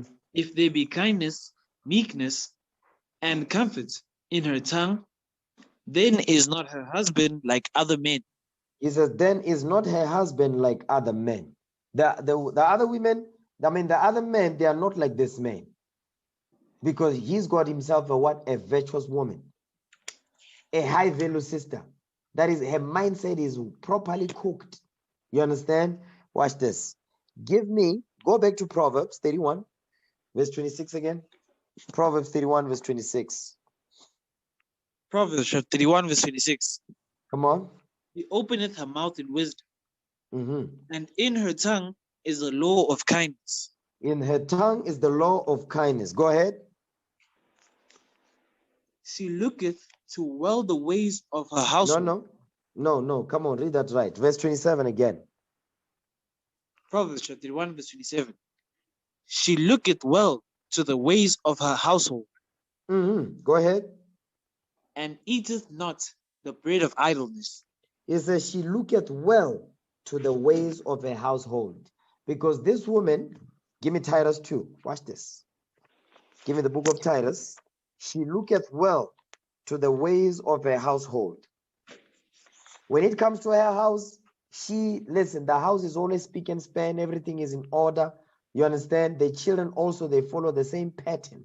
Watch this. Titus chapter 2 and verse 5. Titus 2 verse 5. Watch this. Titus chapter 2, verse 5. Read. To be discreet. To be what? Chaste. To be discreet. To be discreet, meaning she's got discretion. Come on. To be discreet, chaste, keepers at home. So it says to be discreet, meaning she's got what? Discretion. Chaste, meaning she's disciplined. Go ahead. And keep us at home. Keep her, meaning what? She knows how to make sure that the house is in proper, good condition. The house is in order all the time. You understand? When she wakes up, when she deals with the house, it's as if Christ is gonna walk in at any time. That's the mindset. That's the mindset she got, because her Lord represents Christ in the house. You see that thing? But if you don't do that because you don't see Christ in your Lord, that's the point. You ever see people coming from outside, a sister that we congregate with and all that, she's coming to visit, you make sure that the house is in order. That sister right there, that's not a wife. She don't reverence you.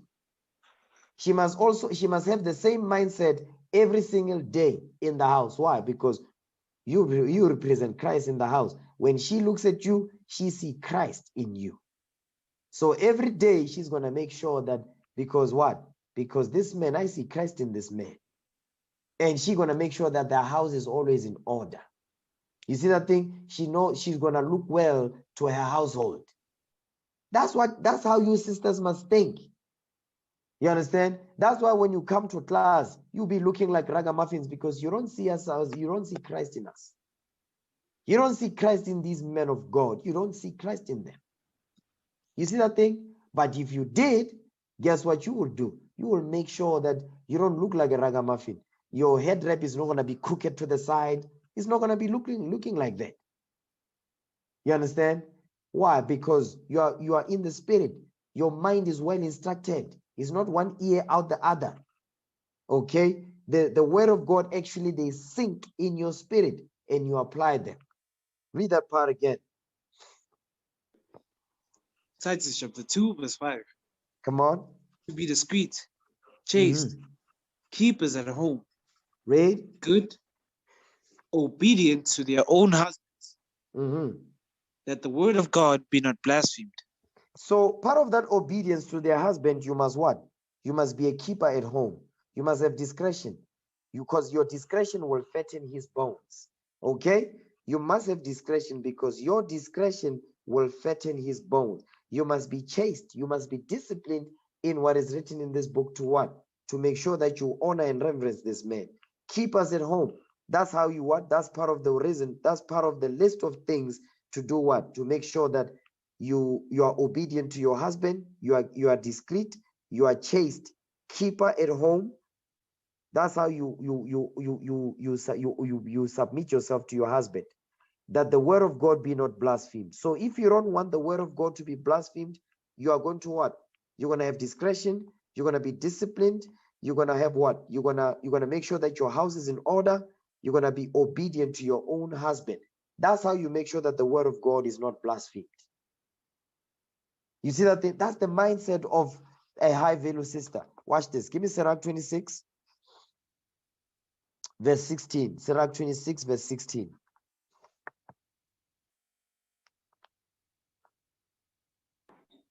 Ecclesiastes chapter 26, verse 16. Read. As the sun when it ariseth in the high heaven, so is the beauty of a good wife in the ordering of her house. You see where her beauty comes from? In the ordering of her house. Her beauty comes from the ordering of her house. How she guides the house, how she looks well to her household, how she takes care of the house. The house is always on point because she wakes up early. She makes sure that by the time her Lord wakes up, everything is ready. And guess what? The kids are already what? The kids are already dressed up and all of that. That's the mindset. That's what you must do. Those of you sisters don't have children, practice right now. Wake up early, okay? You must do that. Wake up early. Prepare yourself, do all of those things, okay? Even if you're not going to work, wake up early. Develop yourself a pattern of good works. Maintain those good patterns, okay? Watch this. Go back to Proverbs now. Proverbs 31, verse 27 again. Proverbs 31, verse 27. She looketh well to the ways of her household, and eateth not the bread of idleness. And does what? And eateth not the bread of idleness. So this sister is not lazy. This is not a lazy sister. If you have that spirit of taking initiative, you're not lazy.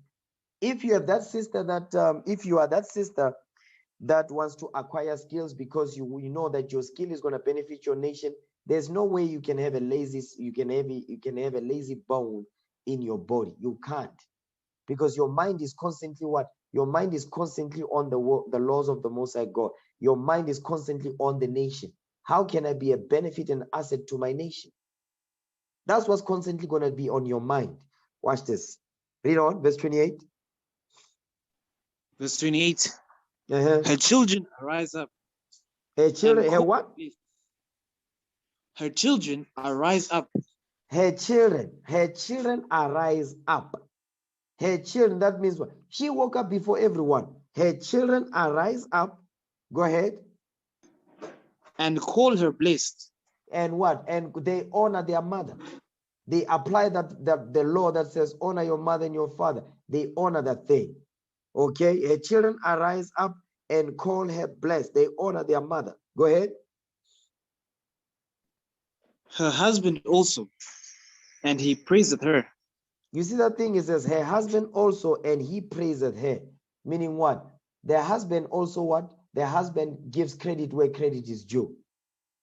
That's the point. The husband will give credit where credit is due. So you know what? You putting in work.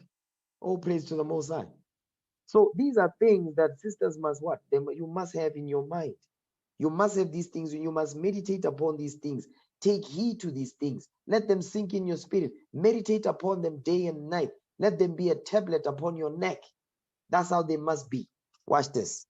Give me the book of you see that part when it says her children are rising up, because this woman, not only does she have good works, not only does she honor her husband, not only does she take initiative to what? To make sure that she be able to fulfill the need where the need required it. No, her children also are in order. That's why the children are always are able to honor their mother. That's why honor your mother and your father. The children are able to do that. Why? Because you know what she does? Give me 2nd Maccabees chapter 7, verse 27. Watch this.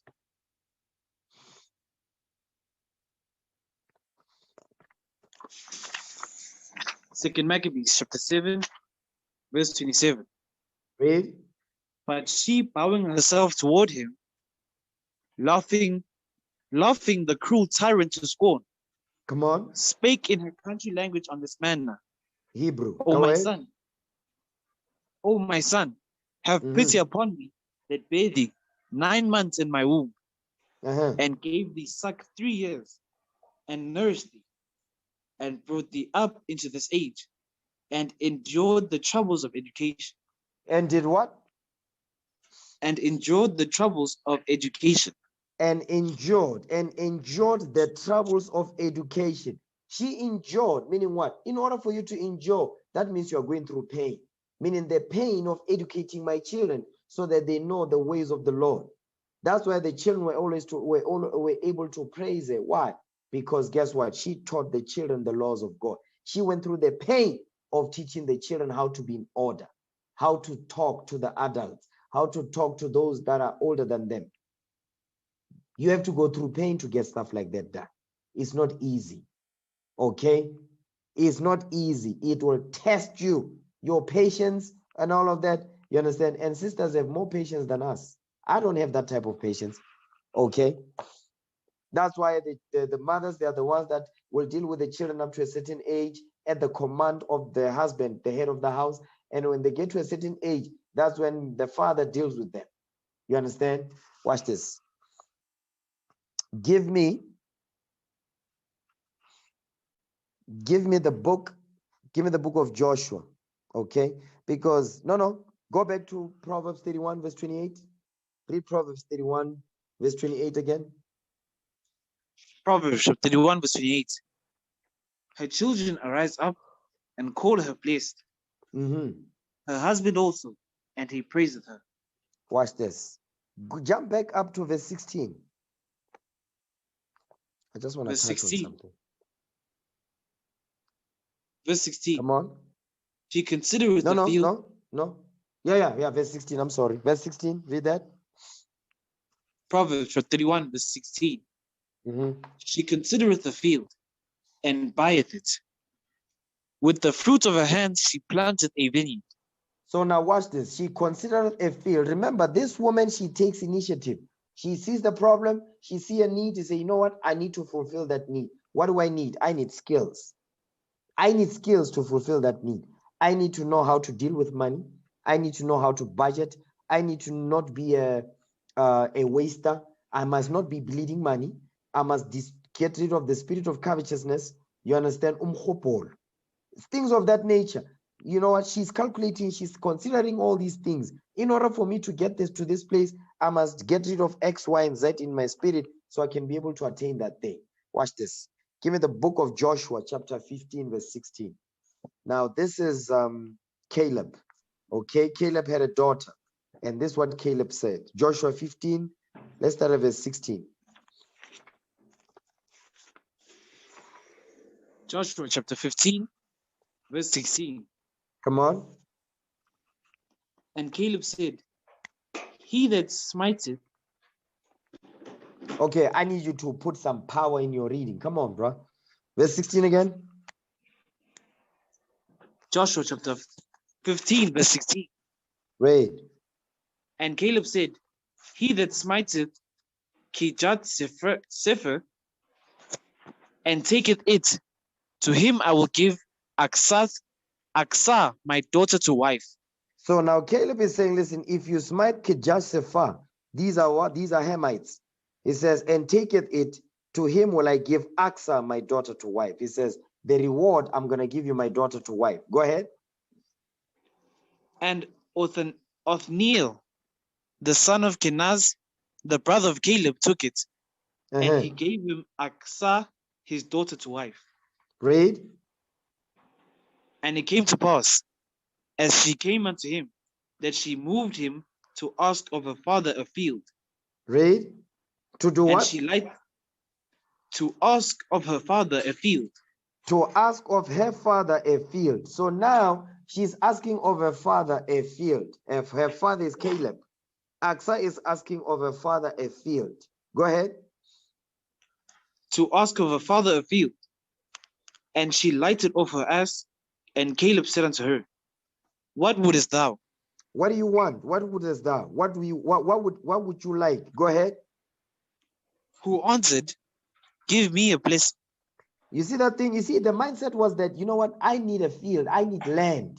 It says she considereth a field and buyeth it. That's what we read in Proverbs 31 verse 16. So our foremother Aksa, because there was a sister back in the day when we were still children. Her name was Aksa. Okay. So Aksa, she's considering a field. You know what? I need to buy land. Okay. Let me go talk to my father about this thing. That's the mindset. She's taking initiative. Because why? Guess what? Remember, she's married now to Othniel. Now she's thinking, you know what? I need to bring some inheritance to this marriage. You understand? I need to bring some inheritance to this marriage. Now she's thinking, you know what? That's Proverbs 31 right there. Read that part again. Joshua chapter 15, verse 19. Uh-huh. Who answered, give me a blessing, for thou hast given me a south land. So that was what? For thou hast given me a south land. He says, thou hast given me a south land. Meaning this sister right here, she was good with property. She was good with property. He says, thou hast given me a south land. Watch this. Go ahead. Give me also springs of water. He says, give me springs of water. I need access to water. So property goes with water. You understand? That's why today they build property. What do? They pull the water pipes to that property to be able to service the property. You understand? Sewage system. You understand? The toilet system, the geyser, the basin, and so on and so forth. Yes, that's what we're reading here. Okay, it says, give me also springs of water. Go ahead. And he gave her the upper springs Uh-huh. and the nether springs. Her father says he gave her the upper springs and the nether springs of water. So she had access to land and water resources. So she had water aquifers. She had reservoirs of water. That's some beautiful stuff right here. So now today, because when you look at this stuff, when you have this today, guess what you can do now with this? You have land, you have water. You can plow on the land, you can water also. Another thing is you can do what? You can build in a water purification, whatever, and be packaging water and selling it. Springs of water, selling spring water. You can do that. Where do you think Esau get this stuff from to sell spring water? They get it from here, what we are reading right here. Springs of water. It's not a new concept. Okay, our forefathers and they did these things. All right, this is just an example to show you this is the mindset of a high value woman. A high value woman, these are the things she thinks about. Okay, today you might not necessarily have property, land, and all of that, but it can be another asset that you can look into for the benefit of your nation and for the benefit of your household, because you look at well to your household. Investments, things of that nature. These are things you must think of. Okay, don't be a simpleton. Okay, watch this. Give me the book of Numbers 36 verse 2. Numbers chapter 36 and verse 2.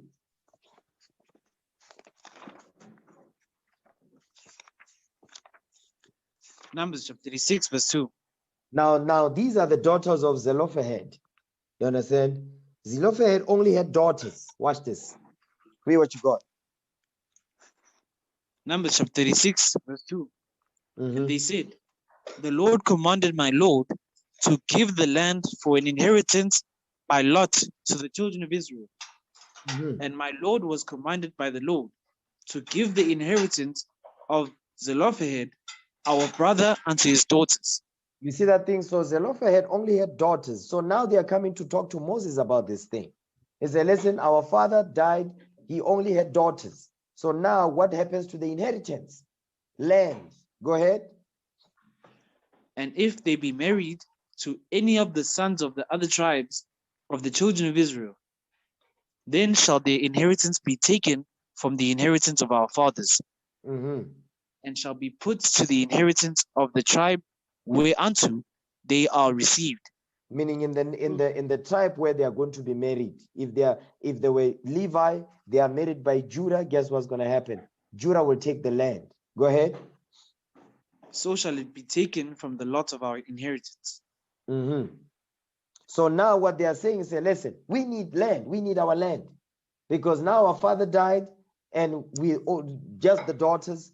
So what happens to the land, the inheritance that our father has left us? What's going to happen to this land? Because they must work the land, because they have the same mindset as Aksa. Aksa had the same mindset. They have the same mindset as well. Okay, so they're gonna work the land, because the land, that's your inheritance. You plow, you plant, you reap, you harvest, and so forth. That's what this is going into. You understand? Property. So it does not necessarily have to be property, but these are examples I'm showing you, sisters. These are things that you must know. You must have a skill. That's the key. You must have a skill. You must take initiative to develop your skills. If you don't got skills, take initiative. We give you counsel, sis, learn how to cook. Sis, learn how to sew. Sis, learn how to bake. Sis, so on and so. These are skills that you're gonna have. These are assets. Okay, because if you're learning how to bake, baking is an art. You need to know how to count. You must know, okay, I must buy flour like this. This is the amount of bread I'm gonna produce, or muffins, whatever have you. You must know how to budget. It's like a business. You know that in a month, this is the flour this is the amount of flour I must buy. This is how many breads is gonna produce in a month. This is how much I'm gonna save per month for my household. So on and so forth. This is the things you must think about, you sisters. Okay, watch this. From there, the third and last characteristic of the mindset of a high value sister is what? That sister is not lazy. Okay, she's not a lazy bum. She's not a bum. Okay, she's not lazy. She's not a ragamuffin. Watch this. Give me the book of Sirach 22 verse 1. Ecclesiasticus chapter 22. Let's read verse 1. Sirach 22 verse 1. Watch this. We all know the Bible is written in a masculine form, so we're dealing with the sisters on this wise. Go ahead. Sirach 22 verse 1. Ecclesiastes 22 verse 1. Come on. A slothful man is compared to a filthy stone. A filthy stone is going in. Hold on. It says a slothful man or woman is compared to a filthy stone. A filthy stone is a metaphor for poop, a pile of doo-doo. Go ahead. And everyone will hiss him out to his disgrace.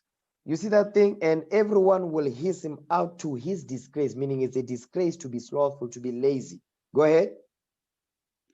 Verse 2. A slothful man is compared to the filth of a dunghill. You see that thing? Now he's making it plain. A slothful man or woman is compared to the filth of a dunghill. The dunghill is a heap of doo-doo. Okay? Read that part again. Ecclesiastes chapter 22 verse 2. Read. A slothful man is compared to the filth of a dunghill. Every man that takes it up will shake his hand. You see that thing? And every man that takes it up will shake his hand. So now you really need to think about it and say, okay, so a slothful man is compared to a filth of a dunghill. So can you be walking around with a bag of doo-doo? Just really think about it. So when you are slothful, that's how people are going to think of you, like you walking around with a pile of doo-doo in your bag. Everybody be smelling that thing. So sisters, you can't the mindset of a high value sister can't think like that. No, the mindset of a high value sister don't think like that at all. You understand? It's not just about the looks, and I'm gonna deal with that part in a second. Watch this. Give me Sirach 36:24. Because if the sister is slothful, remember this sister, she's industrious. This sister takes initiative. She's got skills. She takes initiative. You understand? She's proactive. She's not lazy. Okay? Because if she is lazy, this is the problem. Watch this. Give me that in Sirach 36:24. This is what you're going to do to your Lord. Sirach 36:24. Ecclesiastes chapter 36 verse 24. Come on. He that getteth a wife beginneth a possession, a help like unto himself, and a pillar of rest. You see that thing? It says, he that getteth a wife beginneth a possession. Come on. Don't slow me down now. The book of Ecclesiastes, chapter 36, verse 24.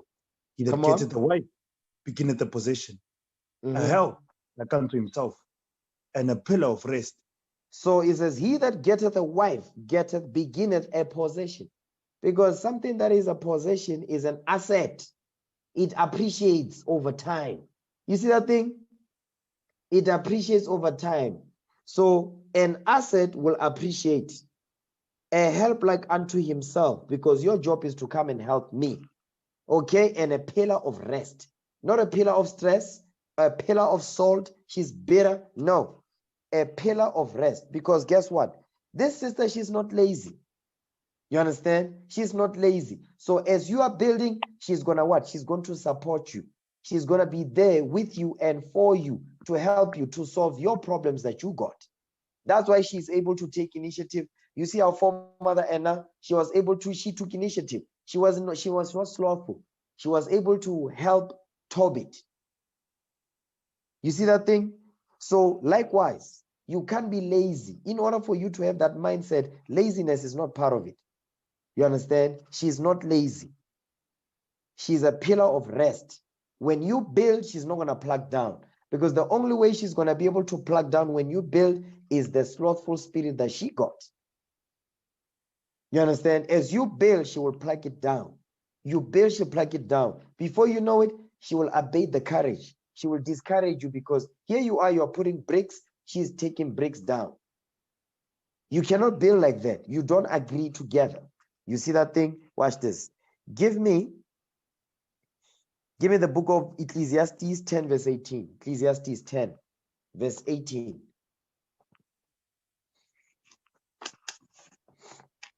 Ecclesiastes chapter 10, verse 18. Read what you got.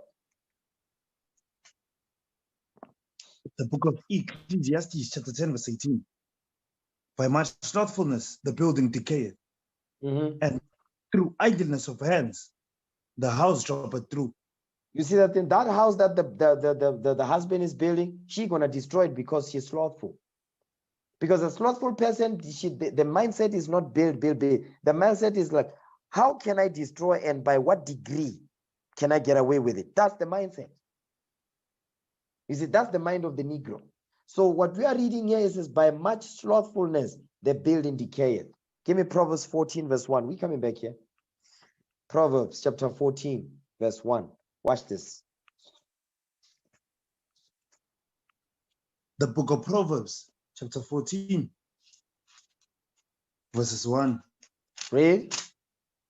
Every wise woman buildeth a house. She does what? Every wise woman buildeth a house. In order for you to build your house, laziness cannot be part of it. She's not lazy. This woman, she's a builder. She builds. She's that pillar of rest. You understand? Read that part again. Every wise woman buildeth a house. So the mindset of a high value sister, she's wise and she uses that wisdom to build her house. That's the wise sister right there. That's the sister with the mindset. That's the mindset of that's the type of sister you're looking for. That has the mindset to build. She's got the mind to build. She's got the mind to be an asset, not a liability, not a pillar of stress. Read that again. The book of Proverbs, chapter 14, verse 1. Every Read. wise woman buildeth a house. Come on. But the foolish plucketh it down with her hands. But the foolish one, the lazy one, the bum, will pluck it down with her hands. She's a bum. She's not going to help you with nothing. She's going to be a pillar of stress to you. You understand? You're going to age quickly because of this demon. So your job, that's why you must prove a sister. Prove the sister. Make sure that her mind is right. And these are the characteristics you need to look for. And you sisters, these are the characteristics you must what? You must attain to what? You must attain for. You must attain to have these characteristics. You must make sure that your mind is what? Is configured according to the laws of God. Your mindset must change. You must subdue your own understanding and what? And reform your heart. Change your thinking. This is how you put on the what? That's how you put on Christ right here. That's how you put on that armor of light so that the Lord can bring back our foremothers of old. Okay? Watch this. Go back to Ecclesiastes 10 verse 18. The book of Ecclesiastes, chapter 10, verse 18. By much slothfulness, the building decayeth, and through idleness of the hands, the house droppeth through. You see that thing? Because guess who? Which woman does this? That's that foolish woman. That's that slothful sister. She's the one that's going to destroy it. Because you be building, she'll be destroyed. But the wise one, she's got the wisdom to build her house because she understands her role. She will help you build it. She's not going to be counterproductive. She's not counter-revolutionary. This woman right here, she's got a mind of a revolutionary woman. She's revolutionary. You understand? That's the mindset. That's the mindset you sisters must have.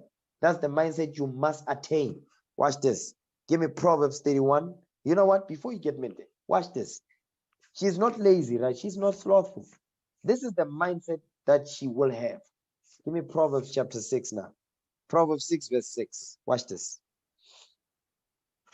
The book of Proverbs, chapter 6, verse 6. Read. Go to the end, thou sluggard. Consider her ways and be wise. You see that thing? Go to the end, thou sluggard. Consider her ways and be wise. So this wise sister right here, she's got the mindset of what? She's got the mindset to learn. She's going to go to the end and understand how the end does things. Because if you want to see how progress gets done, just watch the ends. If you want to see how progress gets done, just watch the ends. They work well together. They can build a bridge to get to the other side. You understand? Because that's not the spirit of slothfulness. Ants are not lazy. You ever seen ants? They are always busy all the time. They're busy with something. And it's not in vain. They are busy. They are always in preparation because when it's winter, you're not going to see them running around. They have food for the whole winter. What is that called? Wisdom. That's called wisdom. The Lord has to, when he looked at the mindset of the Israelites, he said, you know what? Their mindset is below the ground, at the bottom. Let me revive them by teaching them. Listen, go to the end and learn something. Read that again, verse 6. The book of Proverbs, chapter 6, verse 6. Go to the end, thou sluggard. Come on. Consider her ways and be wise. Consider her ways and be wise. Learn some wisdom. Watch this. Next verse. Which having no guide, overseer, or ruler. You see that part? Meaning what? The ant has the mindset, the ant takes initiative. That's what this is going into.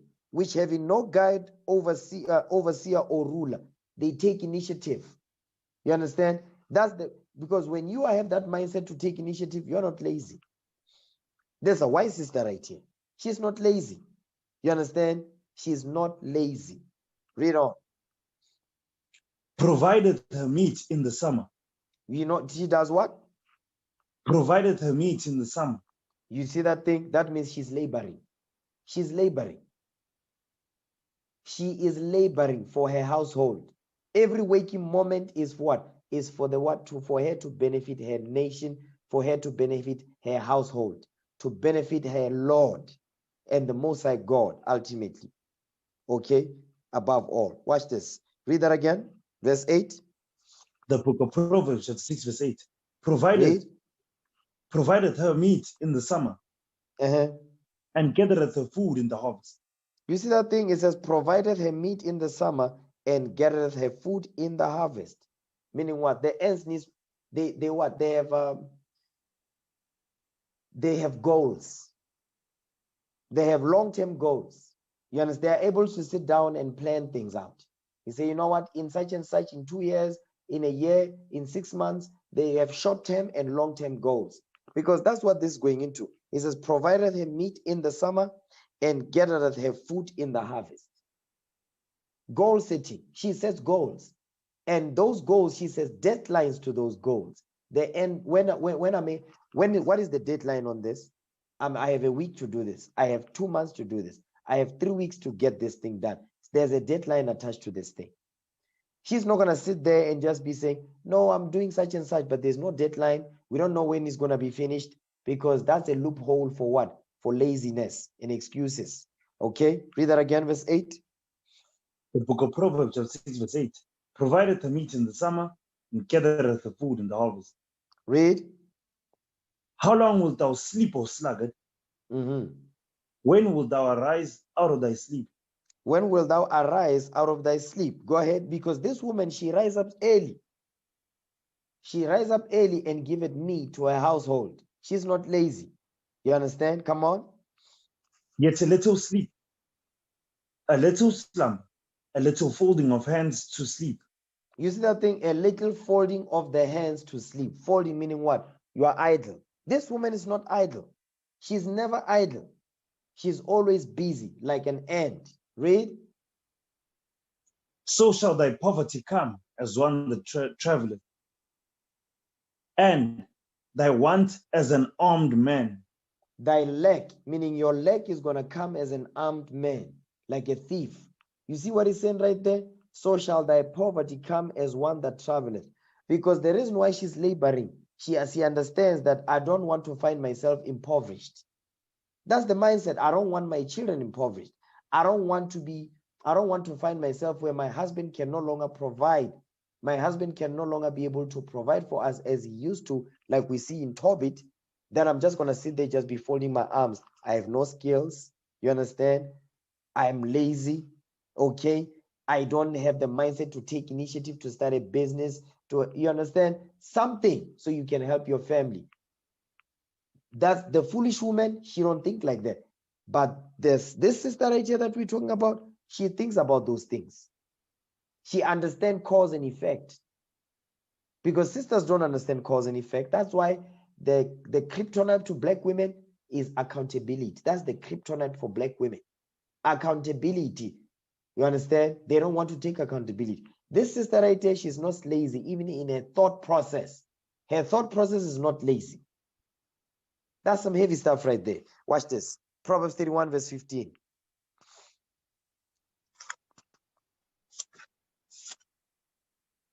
The book of Proverbs, chapter 31, verses 15. Come on. She riseth also while it is yet night, and giveth meat to her household, and a portion to her maidens. You see that thing? She riseth also while it is yet night. So it takes, it does not, you cannot be lazy and do this. Never. And it takes discipline, chaste. That's what it says, chaste in Titus 2. Okay, in Titus 2 verse 5. I think that's what we was reading. In Titus 2 verse 5 says you must be what? Discreet, chaste, keep us at home. So you can't be slothful and wake up early while it is yet night. Impossible. Okay, read that again. The book of Proverbs, 31 verse 15. She riseth also while it is yet night, and giveth meat to her household, and a portion to maidens. Jump down to verse 18 now. Watch this. She perceiveth that her merchandise is good. Read. Her candle goeth not out by night.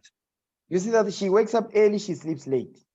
This is the sister right here. This sister's mindset is like clockwork. See, she's like a machine. And to get to that automation, to get to that automation, what's the word? To get to that automotive mindset, guess what she must do? She must what? She must create a timetable, a schedule on when and how she does things and how long those things are going to take when she does them. She knows where her time goes, what's eating her time. She knows. She's always time sensitive. She's time sensitive. Okay? You know what?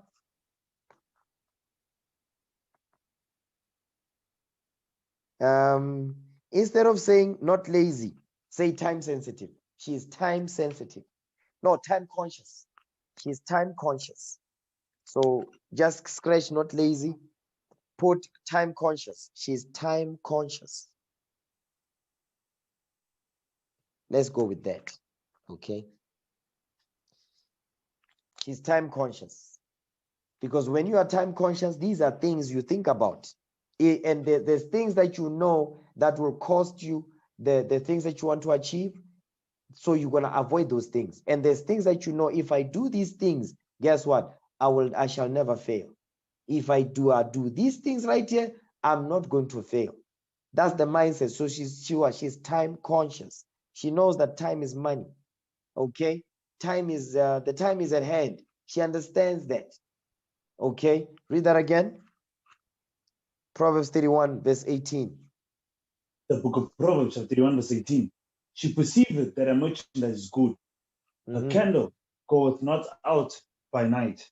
It says her candle goeth not out by night, meaning this woman, she wakes up early, she sleeps late. Why?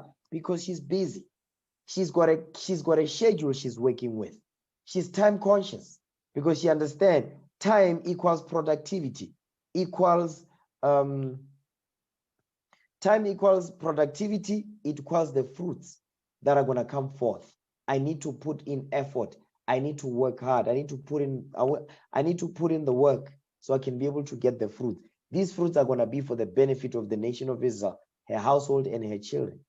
That's the mindset. So this sister that is time conscious, guess what? She does not associate with slothful spirits. Slothful spirits, they annoy the hell out of her. Because what? They are a waste of time. They are a waste of life. She don't got time for those type of people. You understand? She doesn't have time for them. Watch this. Jump down to verse 20.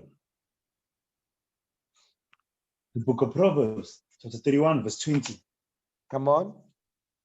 She stretched out her hand to the poor.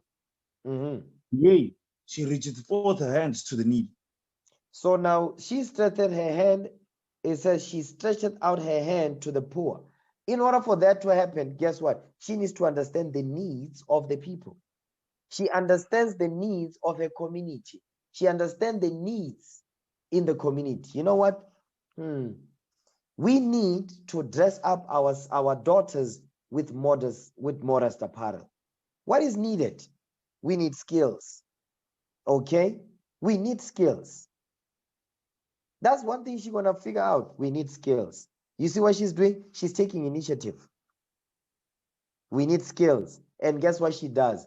They will learn the skills. If there's no skill, if there's skill shortages, she will make sure that the people that are going to be doing the work, helping her, or she knows that she needs to do the work to be that example, she's going to learn the skill.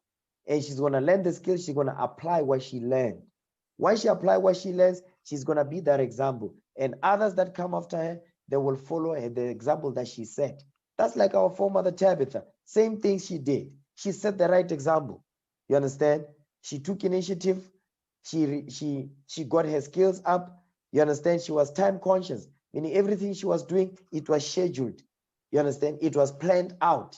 It wasn't haphazard. Today I'm doing this. I don't know tomorrow what I'm going to be doing. Let me think. Maybe I should. No. The thought process wasn't cluttered. It was clear. She knew beginning and end and middle. She knew the consequences of not doing this or the other. She understands that. Read that again, verse 20. The book of Proverbs, chapter 1, verse 20. Read. She stretches out her hand to the poor. She reaches forth her hands to the needy.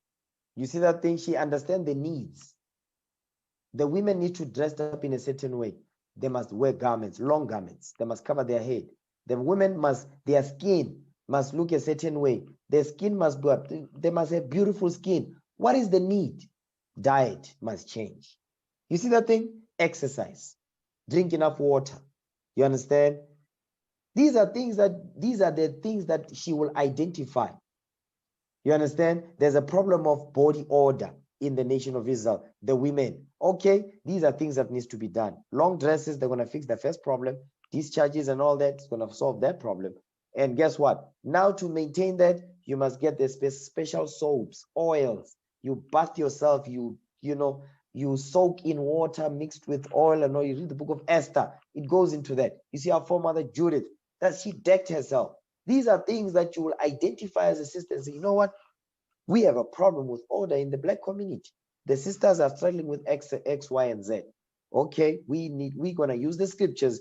We're going to gather the sisters together, say, sisters, we lack X, Y, and Z. What do we need to do? We need to learn that skill. You need to learn that skill, because the objective is we have identified a problem. They are taking initiative. We have identified a problem. We're going to fix it. Now, is Pentecost. Sisters, they don't know how to bake and all. They are learning, some of them. Guess what? In the future, you put together a recipe book on how to cook, how to make unleavened bread, how to bake, how to make these salads and so forth and so forth. Guess what? You distribute, every sister must have it in their house. When it's time for the feast coming up, they know what to do and how to do these things. That's the mindset. That's what we're building here. Okay? Verse 31. Watch this. The book of Proverbs, chapter 31, verse 31. Give her of the fruit of her hands. Read. That her own works praise her in the gates. You see that thing? This sister, she's got her own works that is praising her in the gates. Meaning what? Everybody knew that sister. The same way everyone knew our foremother Tabitha. Yes, everyone knew that sister. She was putting in work. She did the work, the sister. She wasn't lazy. She was time conscious. She took initiative. You understand? She understood the needs. She was skillful. She acquired skills. That's taking initiative. You identify the problem.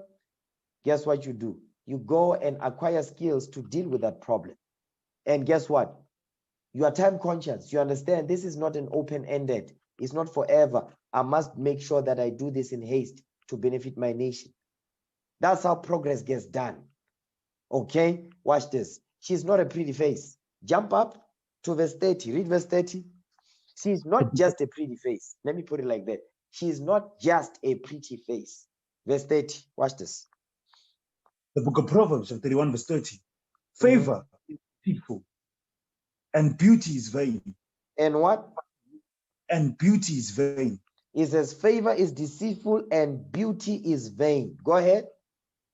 But a woman that feareth the Lord, she shall be praised. You see that thing? But a woman that fears the Most High God, she's going to be praised. She's going to be praised. Why? Because she's doing the work. She's humble. She's sincere. The law of kindness is in her tongue. You understand? She has all those attributes. That mindset that she has, when she has these three pillars in her mind, guess what? That virtuous woman, that virtuous nature that has been hiding because of these evils that the philosophies that men has set up to deceive and confuse our women. Guess what? This is the defense that she's going to have now. She's going to put what? The helmet of salvation, the shield of faith, the sword of the Spirit, which is the word of God, to fight against the evils, because she understands we are at war. And her job is to do what? Is to sit there and identify the needs. You know what? When I look at the way the children dress, our daughters, they're not dressing correctly. When you go to the shops, it's leggings, it's mini skirts. Listen, no, I'll need to solve this problem. We have a problem in the nation. That's how she must think. That's the mindset you must have, sisters. You understand? Have a clue. Okay? This is to help you to have a clue this day. Okay, I'm going to end the class right here. Give me the book of 1 Corinthians chapter 11, verse 23. Let's break bread.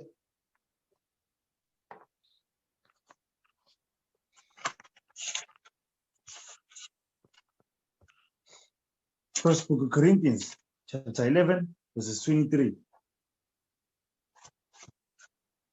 For I have received of the Lord that which also I delivered unto you, that the Lord Jesus, the same night in which he was betrayed, took bread. And when he had given thanks, he broke it and said, Take, eat. This is my body, which is broken for you. This do in remembrance of me. After the same manner, also he took the cup, and when he had supped, saying, This cup is the New Testament in my blood. This do ye as oft as ye drink it in remembrance of me. For as often as ye eat this bread and drink this cup, ye do show the Lord's death till he come. Wherefore, whosoever shall eat this bread and drink this cup of the Lord unworthily shall be guilty of the body and blood of the Lord. But let a man examine himself, and so let him eat of that bread and drink of that cup. For he that eateth and drinketh unworthily eateth and drinketh damnation to himself, not discerning the Lord's body. For this cause many are weak and sickly among you, and many sleep. In the name of our Lord and Savior Jesus Christ, we pray. Amen.